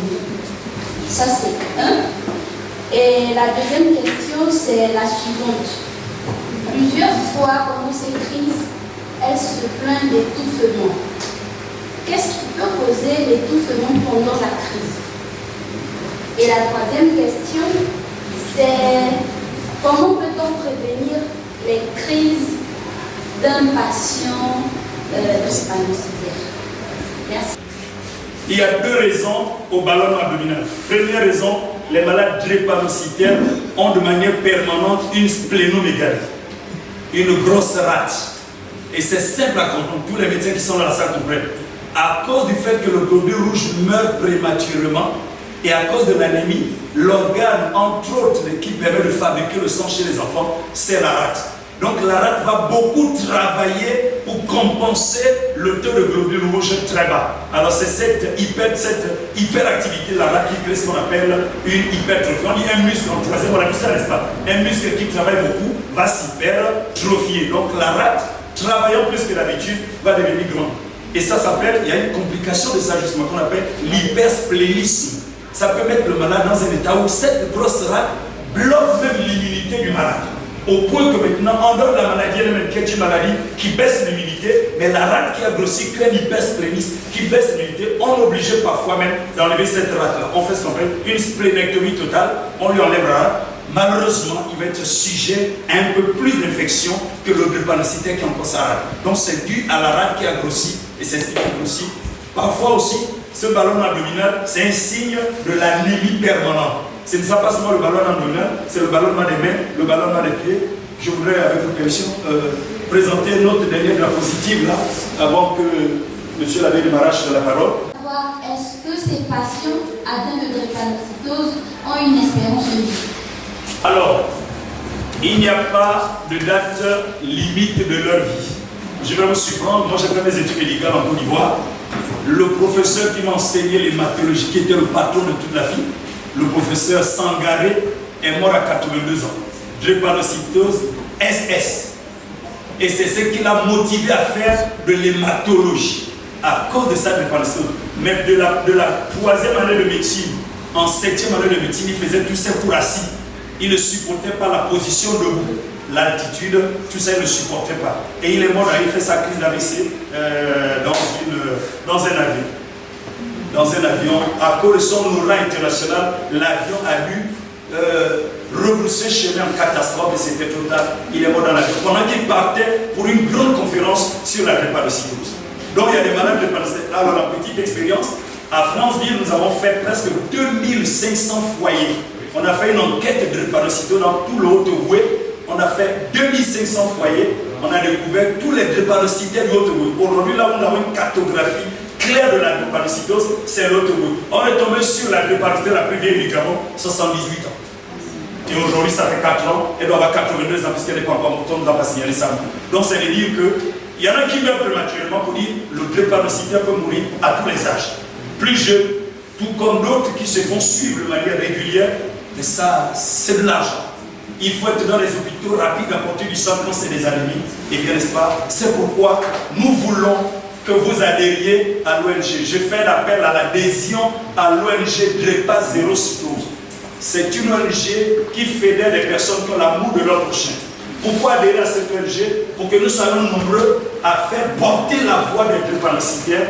Et plus l'État verra qu'il y a beaucoup de gens qui parlent de drépanocytose dans toutes les provinces du Gabon, parce que nous voulons avoir des représentations dans toutes les provinces, plus l'État va aller dans notre sens de mettre en place un jour un centre de prise en charge des malades drépanocytaires. Et pour notre congrès, et ça c'est l'endroit des scientifiques de la salle, il y a des communications à faire, on appelle à la communication. Prends faire le 9/6e mois, c'est la date du doigt, le 9/6e mois. Il n'y a pas que la communication sur la drépanocytose, il y a aussi la communication libre qui est admise ce jour-là, parce qu'on a des gens qui viennent de l'étranger, des éminents professeurs qui viennent de l'étranger. Nous souhaitons, s'il y a des scientifiques capables de venir à Libreville du 4 au 6 juillet, de venir faire des communications. Et je fais l'appel de comme ça aux gynécologues pour dire qu'il y a beaucoup de corrélations entre la drépanocytose et les complications d'accouchement, les complications sur le nouveau-né. Si, n'est-ce pas, une communication peut partir de Chibanga, c'est ça une bonne chose. Et il y a le sous-thème qui est drépanocytose et grossesse. Il y a même le sous-thème de drépanocytose et grossesse. Je vais juste parler de... J'aimerais savoir, est-ce que de nos jours, dans toutes les provinces où vous êtes passés, est-ce que vous avez déjà eu des drépas qui ont arrêté avec ces histoires de crise et de quel de écoutent leur corps, qui ont des médecins autour d'eux, qui s'arrangent à avoir toujours leur ibuprofène, les antidouleurs, qui s'arrangent à avoir leur Acfol, qui s'arrangent à avoir tout ce qu'il faut et qui veillent sur une alimentation équilibrée. Parce que ces maladies débilitantes, ça veut dire qui fatigue le corps. Que l'alimentation, là vous parlez d'un professeur, il a tous les moyens pour se faire prendre en charge. Si elle ne fait pas les prix, c'est que c'est quelqu'un qui est rigoureux avec son suivi, mais aussi avec ses habitudes, donc son hygiène de vie, comme on dit dans notre jargon, son hygiène de vie. Mais elle n'est pas guérie. Elle n'est pas guérie. On n'en connaît pas encore quelqu'un. Même la personne qui a fait la greffe médulaire, la SS ne disparaît pas. La personne n'est pas guérie. Mais sauf que la personne ne fait quasiment plus de crise, elle a une vie normale. Parce qu'on n'enlève pas, on ne peut pas enlever toute la moelle du corps et la remplacer pour que le S disparaisse. Mais la greffe médulaire potentialise votre immunité, redonne vie à la limite. C'est comme ça diminue la falsification pour vous offrir un peu de A. Vous avez un peu de A dans votre sang et c'est ce qui fait que le taux de S va diminuer de manière drastique. C'est bien. Merci. Pour le fait associé à ces journées médicales, c'est vrai que l'année dernière, nous n'avons pas pu participer activement. Mais sur le point médical, je pense que les équipes ont pu mener au rendez-vous. Je m'excuse également pour l'heure. Je suis un peu en retard parce que j'avais beaucoup d'activités. J'avais une intervention, après il y avait des activités avec une association, après il fallait faire une consultation que je n'ai même pas terminé d'ailleurs, qui sont encore là-bas, qui m'attendent, et que je dois retrouver juste après la communication. C'est moins difficile de passer après les autres, parce que je pense qu'ils ont déjà beaucoup parlé, et puis parfois les gens sont un peu fatigués, mais je vais essayer de faire pour, et de ne prendre que l'essentiel. La drépanocytose, c'est quelque chose qui est commun au Gabon et on a la possibilité effectivement de suivre les femmes enceintes qui sont drépanocytaires. Et on a toujours une prise en charge qui est un peu compliquée parce qu'il faut évaluer le risque et le bénéfice pour la maman et le bébé. Et la prise en charge est souvent difficile. La petite histoire, j'étais au CHU de Vendo en 2018 et j'ai perdu une femme drépanocytaire qui est arrivée effectivement dans un tableau de polyarthralgie. Je pense qu'elle faisait une prise vaso-occlusive avec une anémie très sévère, elle avait 26 semaines. Donc, le risque, est-ce qu'il fallait lui faire une césarienne pour sauver le bébé en sachant que les risques de prise en charge d'un bébé de 26 semaines ne sont pas garantis? Est-ce qu'il faut parler à l'urgence médicale? Donc, malheureusement, le lendemain, nous avons décidé. C'est quelque chose qui m'est toujours resté dans la mémoire et c'est toujours difficile. Quand j'ai une femme enceinte qui est drépanocytaire devant moi, le film défile et puis il y a des choses qui reviennent en mémoire. Bref. Alors, aujourd'hui, je vais vous parler des cancers féminins. Cancer féminin, je peux m'appesantir sur uniquement les cancers. D'accord, je vais m'appesantir uniquement sur les cancers qu'on peut diagnostiquer. Parce que les autres cancers, lorsque vous les diagnostiquez, sont déjà à un stade relativement avancé. Et ils sont déjà à un stade où on peut tout prendre, on peut tout les traiter, on peut tout guérir. Et les deux cancers pour lesquels on peut guérir s'ils sont diagnostiqués précocement, c'est le cancer du col de l'utérus et le cancer du sein. Donc je vais vous parler essentiellement de ces deux cancers, comment on fait le diagnostic, comment on fait le dépistage, et comment on peut les prendre en charge rapidement, et comment on peut les prévenir aussi, parce qu'on peut également les prévenir et les prendre en charge plus tôt. Alors, un petit rappel, il faut savoir qu'à l'échelle mondiale, c'est le deuxième cancer féminin, après le cancer du sein. 15% des femmes, qui touchent environ 15% des femmes, des cancers féminins, en dehors des cancers de l'ovaire, du cancer d'autres organes, c'est qu'ils représentent 15% des cancers de la femme. Et on note 500 000 nouveaux cas de cancer chaque année. Dans les pays en développement, il faut dire que c'est le premier cancer féminin et la première cause de mortalité chez les femmes après 50 ans. Et la deuxième cause chez les jeunes femmes est multiple au Gabon. Il s'agit d'un problème de santé publique parce qu'effectivement nous sommes toujours dans le dépistage et on a toujours des problèmes de prise en charge et les patients consultent toujours en retard, donc on les voit relativement à un stade un peu plus avancé, ce qui rend difficile la prise en charge. Et il constitue il est passé en deuxième position parce que le cancer du sein a pris le dessus. Alors, il passe par une prévention. Cette prévention, on la verra plus tard quand on va la présenter. Alors, il faut savoir qu'à côté du cancer du col de l'utérus, il existe des facteurs favorisants. La cause même du cancer du col de l'utérus a été prouvée par des études qui ont été faites. Et c'est le papillomavirus. Le papillomavirus est une maladie sexuellement transmissible. Donc, cette maladie va entraîner une désorganisation au niveau du tissu du col de l'utérus. Lorsque vous avez un organisme relativement sain, ce papillomavirus peut être éliminé. Mais lorsqu'il n'est pas éliminé, il va incorporer, il va intégrer les cellules du col de l'utérus et il va entraîner une multiplication virale. Et cette multiplication virale, si on n'a pas diagnostiqué ça tôt, elle va évoluer vers une lésion précancéreuse, puis une lésion de bas grade, une lésion de haut grade, jusqu'à évoluer jusqu'à un cancer. Donc c'est ça, la cause du cancer du col. Et le mode de transmission le plus fréquent, effectivement, c'est la voie sexuelle qui est la plus fréquente. Alors, je disais tantôt qu'il y avait des facteurs de risque. Ce sont les rapports sexuels précoces, le mariage précoce, les infections sexuellement transmissibles, les partenaires multiples, la multiparité, le tabac et l'alcool. Je vais passer le mécanisme de survenue. Je vais vous expliquer tantôt. Lorsque le papillomavirus est présent au niveau du col, il va s'intégrer au niveau des cellules du col. Il ne va pas se manifester tout de suite. C'est-à-dire que pour dire que vous avez un cancer du col après une infection papillomavirus, il faut attendre une quinzaine d'années. Ce n'est pas tout de suite. C'est une quinzaine, une vingtaine d'années pour pouvoir prouver et pour pouvoir faire le diagnostic. Ce papillomavirus que vous avez contracté il y a 15 ans a pu développer un cancer du col plus tard. Donc, ce n'est pas immédiatement. Diapo.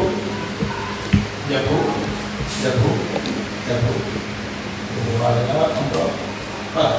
Donc ici c'est un peu l'histoire naturelle de l'infection en papillomavirus et le cancer du col de l'utérus. Donc l'infection papillomavirus, il faut savoir qu'il y a plusieurs papillomavirus. Il y a des papillomavirus à très haut risque et les papillomavirus à bas risque. Les papillomavirus à très haut risque du cancer du col, c'est le 16 et le 18. À côté du papillomavirus 16 et 18, nous avons le 6 et le 11 qui peuvent également entraîner le cancer du col. Mais les plus virulents, c'est le 16 et le 18. Je disais tantôt que si vous avez un organisme qui est un peu sain, il y a une guérison spontanée parce que votre organisme va éliminer le papillomavirus.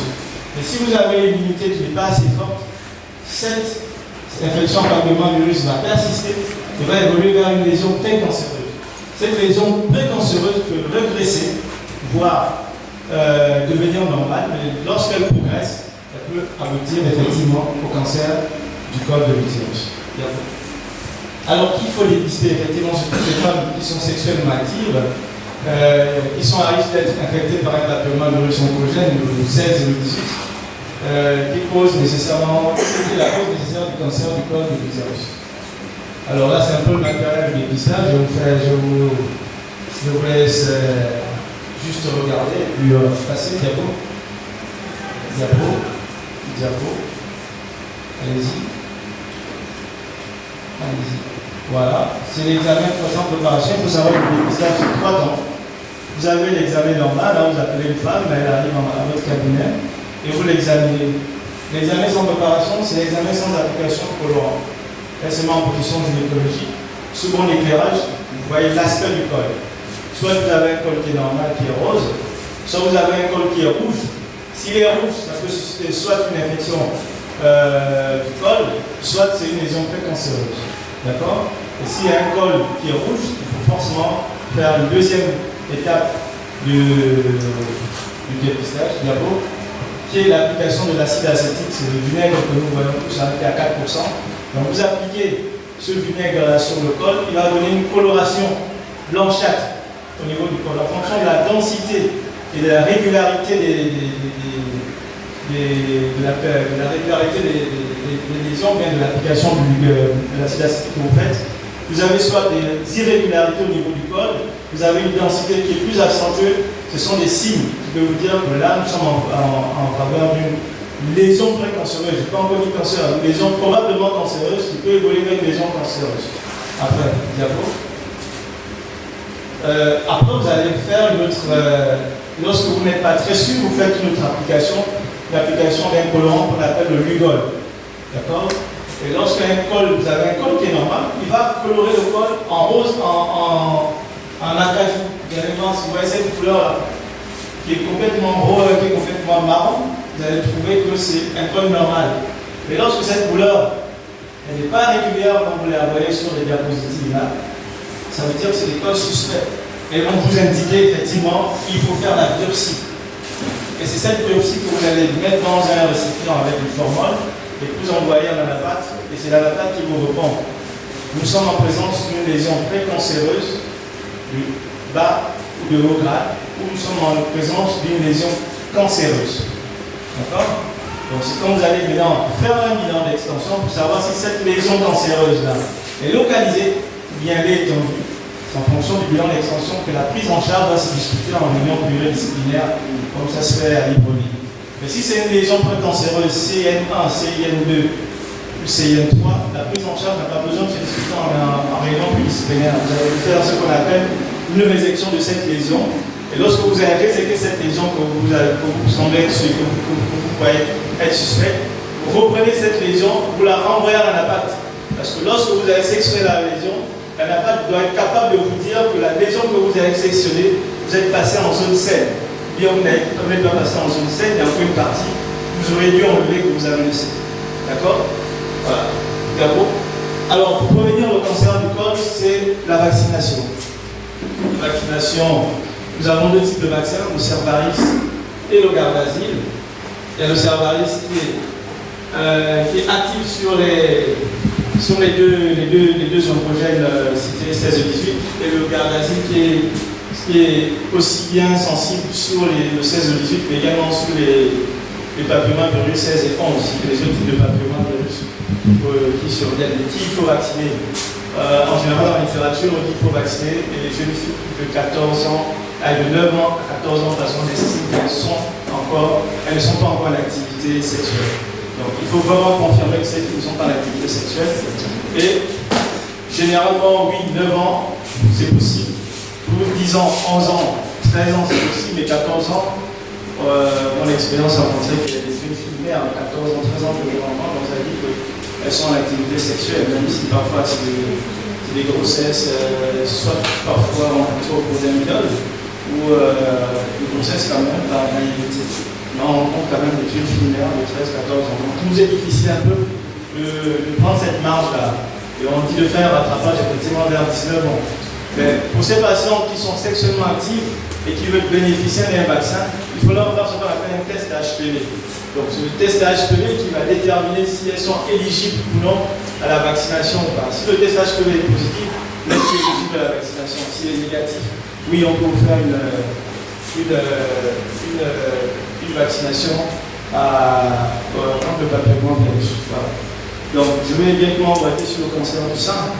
Le cancer du sein, c'est le premier cancer du sein au Gabon. C'est le premier cancer féminin au Gabon. Il y a c'est le premier cancer de la femme. Je vous disais tantôt qu'il a dépassé le cancer du corps de l'utérus. Et c'est la première cause de mortalité par cancer au Gabon chez la femme. Le dépistage du cancer du sein est possible.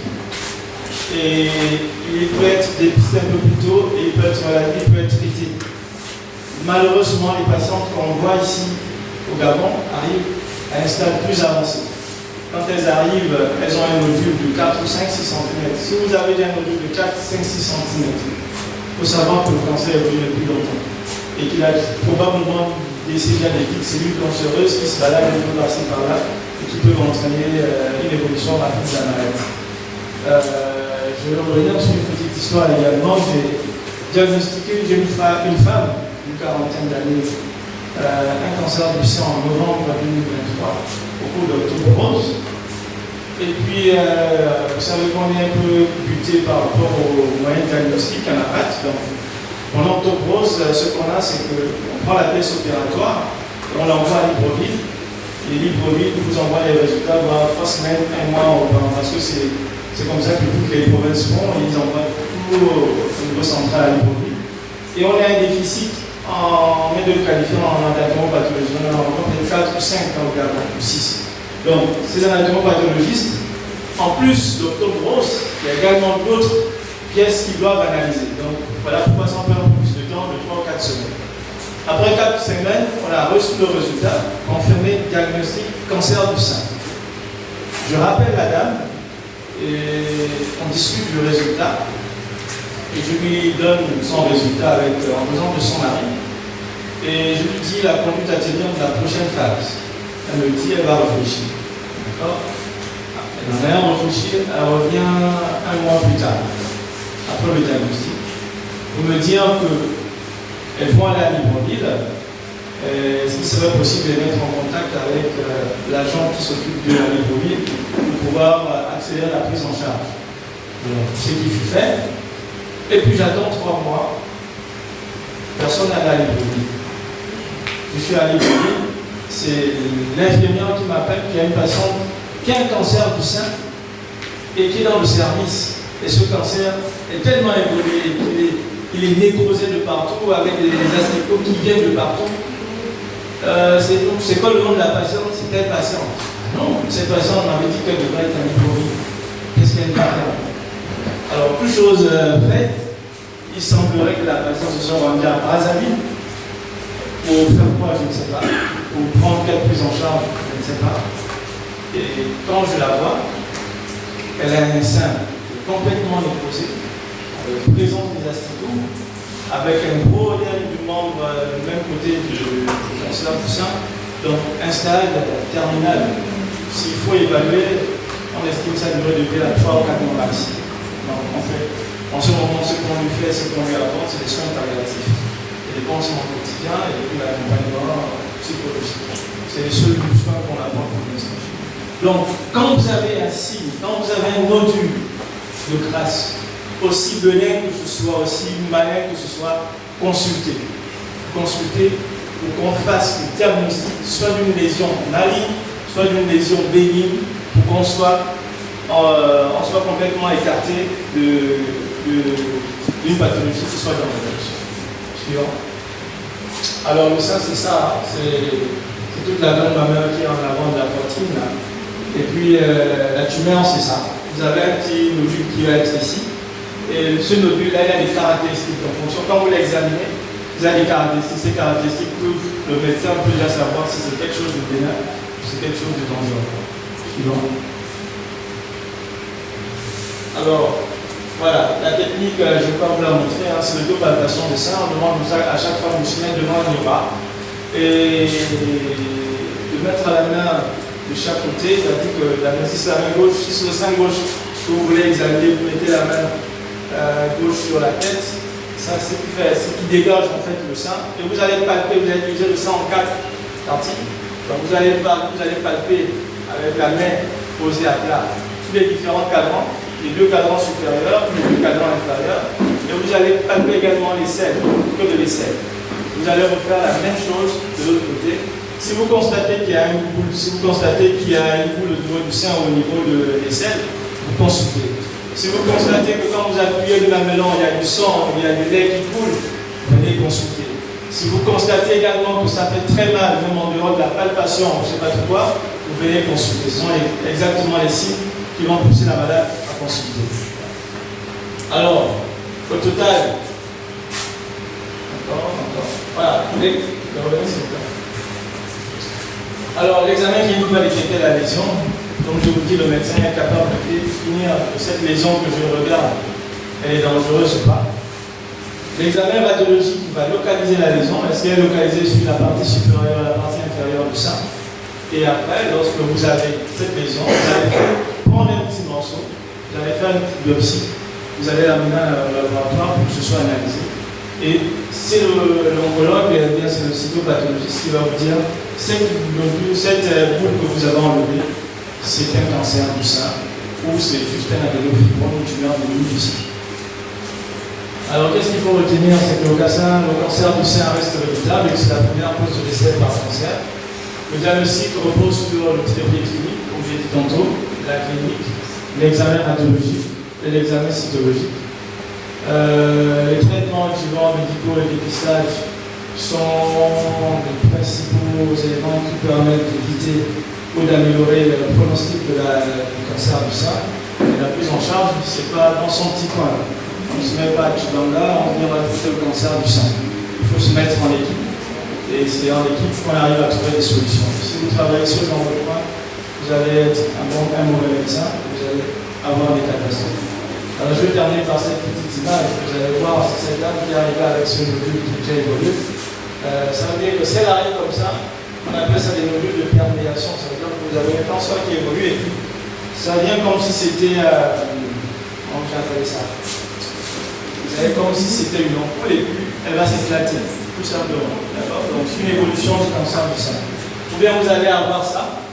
C'est une modification en peau d'orange. Vous allez voir les peaux d'orange là. Vous allez voir que c'est bien induré et vous avez une petite masse juste à côté là. Si on prend un petit morceau, là comme ça, qui dit on sait que c'est un cancer du sein. Il ne suffit pas de dire à la dame que là vous avez un cancer du sein, juste unique, mais il faut confirmer par la biopsie de cette lésion et puis on va à la date et on va vous dire si c'est un cancer du sein confirmé ou pas. Voilà, je vous remercie et si vous avez des questions. Bonsoir. Je me présente, je suis Bouléoucha Aliva. Moi, j'aimerais savoir comment faire pour éviter le cancer du col de l'utérus. Comment faire pour éviter comment avoir ce cancer au niveau du sein. Dans toute maladie, il y a une prévention, on appelle la prévention primaire. Alors, je parle de la vaccination, premièrement. La vaccination, les études montrent qu'il faut vacciner les filles de 9 à 14 ans. Parce que on estime que de 9 à 14 ans, elles ne sont pas sexuellement encore actives, donc elles n'ont pas eu le temps de contracter l'HPV. Donc on leur fait une vaccination contre l'HPV. Deuxièmement, il faut lutter contre les facteurs de risque, je vous ai cité dans vos rapports sexuels précoces, multiplicité des partenaires, grossesse précoce, les infections sexuellement transmissibles, tous ces éléments, tous ces facteurs, il faut lutter contre ces facteurs effectivement pour ne pas avoir le risque de faire le cancer du col. Et il faut faire un dépistage. C'est le dépistage permanent qui va permettre de dire là, vous êtes en présence d'une lésion précancéreuse, là vous êtes en présence d'un col sain. Et même si vous avez un col sain, on demande de refaire le dépistage voire 1 an ou 2 ans plus tard. Donc ça ne suffit pas de dire qu'on m'a fait un dépistage aujourd'hui et mon col est normal et que dans 2 ans, mon col sera forcément normal. Je vous ai dit que les lésions du cancer du sein évoluent progressivement. C'est-à-dire que si vous êtes arrivé, il faut attendre au moins 13 à 14 ans pour que le papillomavirus ait eu à faire des dégâts pour qu'on puisse voir ces dégâts au niveau du col. Donc si vous êtes arrivé 2 ans plus tôt, on peut ne pas avoir vu les dégâts que le papillomavirus avait sur votre col. Et que vous reveniez 2 ans plus tard, on vous dit qu'il y a cette lésion, vous-même vous serez surprise. Donc il faut faire des dépistages fréquents. Il faut lutter contre les facteurs de risque que j'ai cités plus tôt. Et puis la vaccination également, les jeunes filles de 9 à 14 ans, aussi des garçons. Parce qu'on dit que le papillomavirus c'est quelque chose de sexuel. C'est-à-dire que le jeune garçon il a du papillomavirus sur son pénis et la jeune fille elle a du papillomavirus dans son vagin. Donc ça veut dire que tous ces éléments-là, c'est comme ça qu'on peut éviter. Deuxièmement, le cancer du sein, il n'y a pas de cause du cancer du sein. On pense qu'il y a des facteurs de risque, c'est juste des facteurs de risque. Donc il faut lutter contre ces facteurs de risque. C'est l'obésité, c'est la sédentarité, c'est l'alcool, c'est la prise des hormones, la répétition, qui peuvent également entraîner, qui peuvent favoriser. Mais ce n'est pas des causes avérées. Parce qu'on n'a pas retrouvé des causes comme dans le cancer du col qui est avéré, qui est le papillomavirus. Dans le cancer du sein, c'est juste des facteurs de risque. Donc il faut lutter contre ces facteurs de risque-là.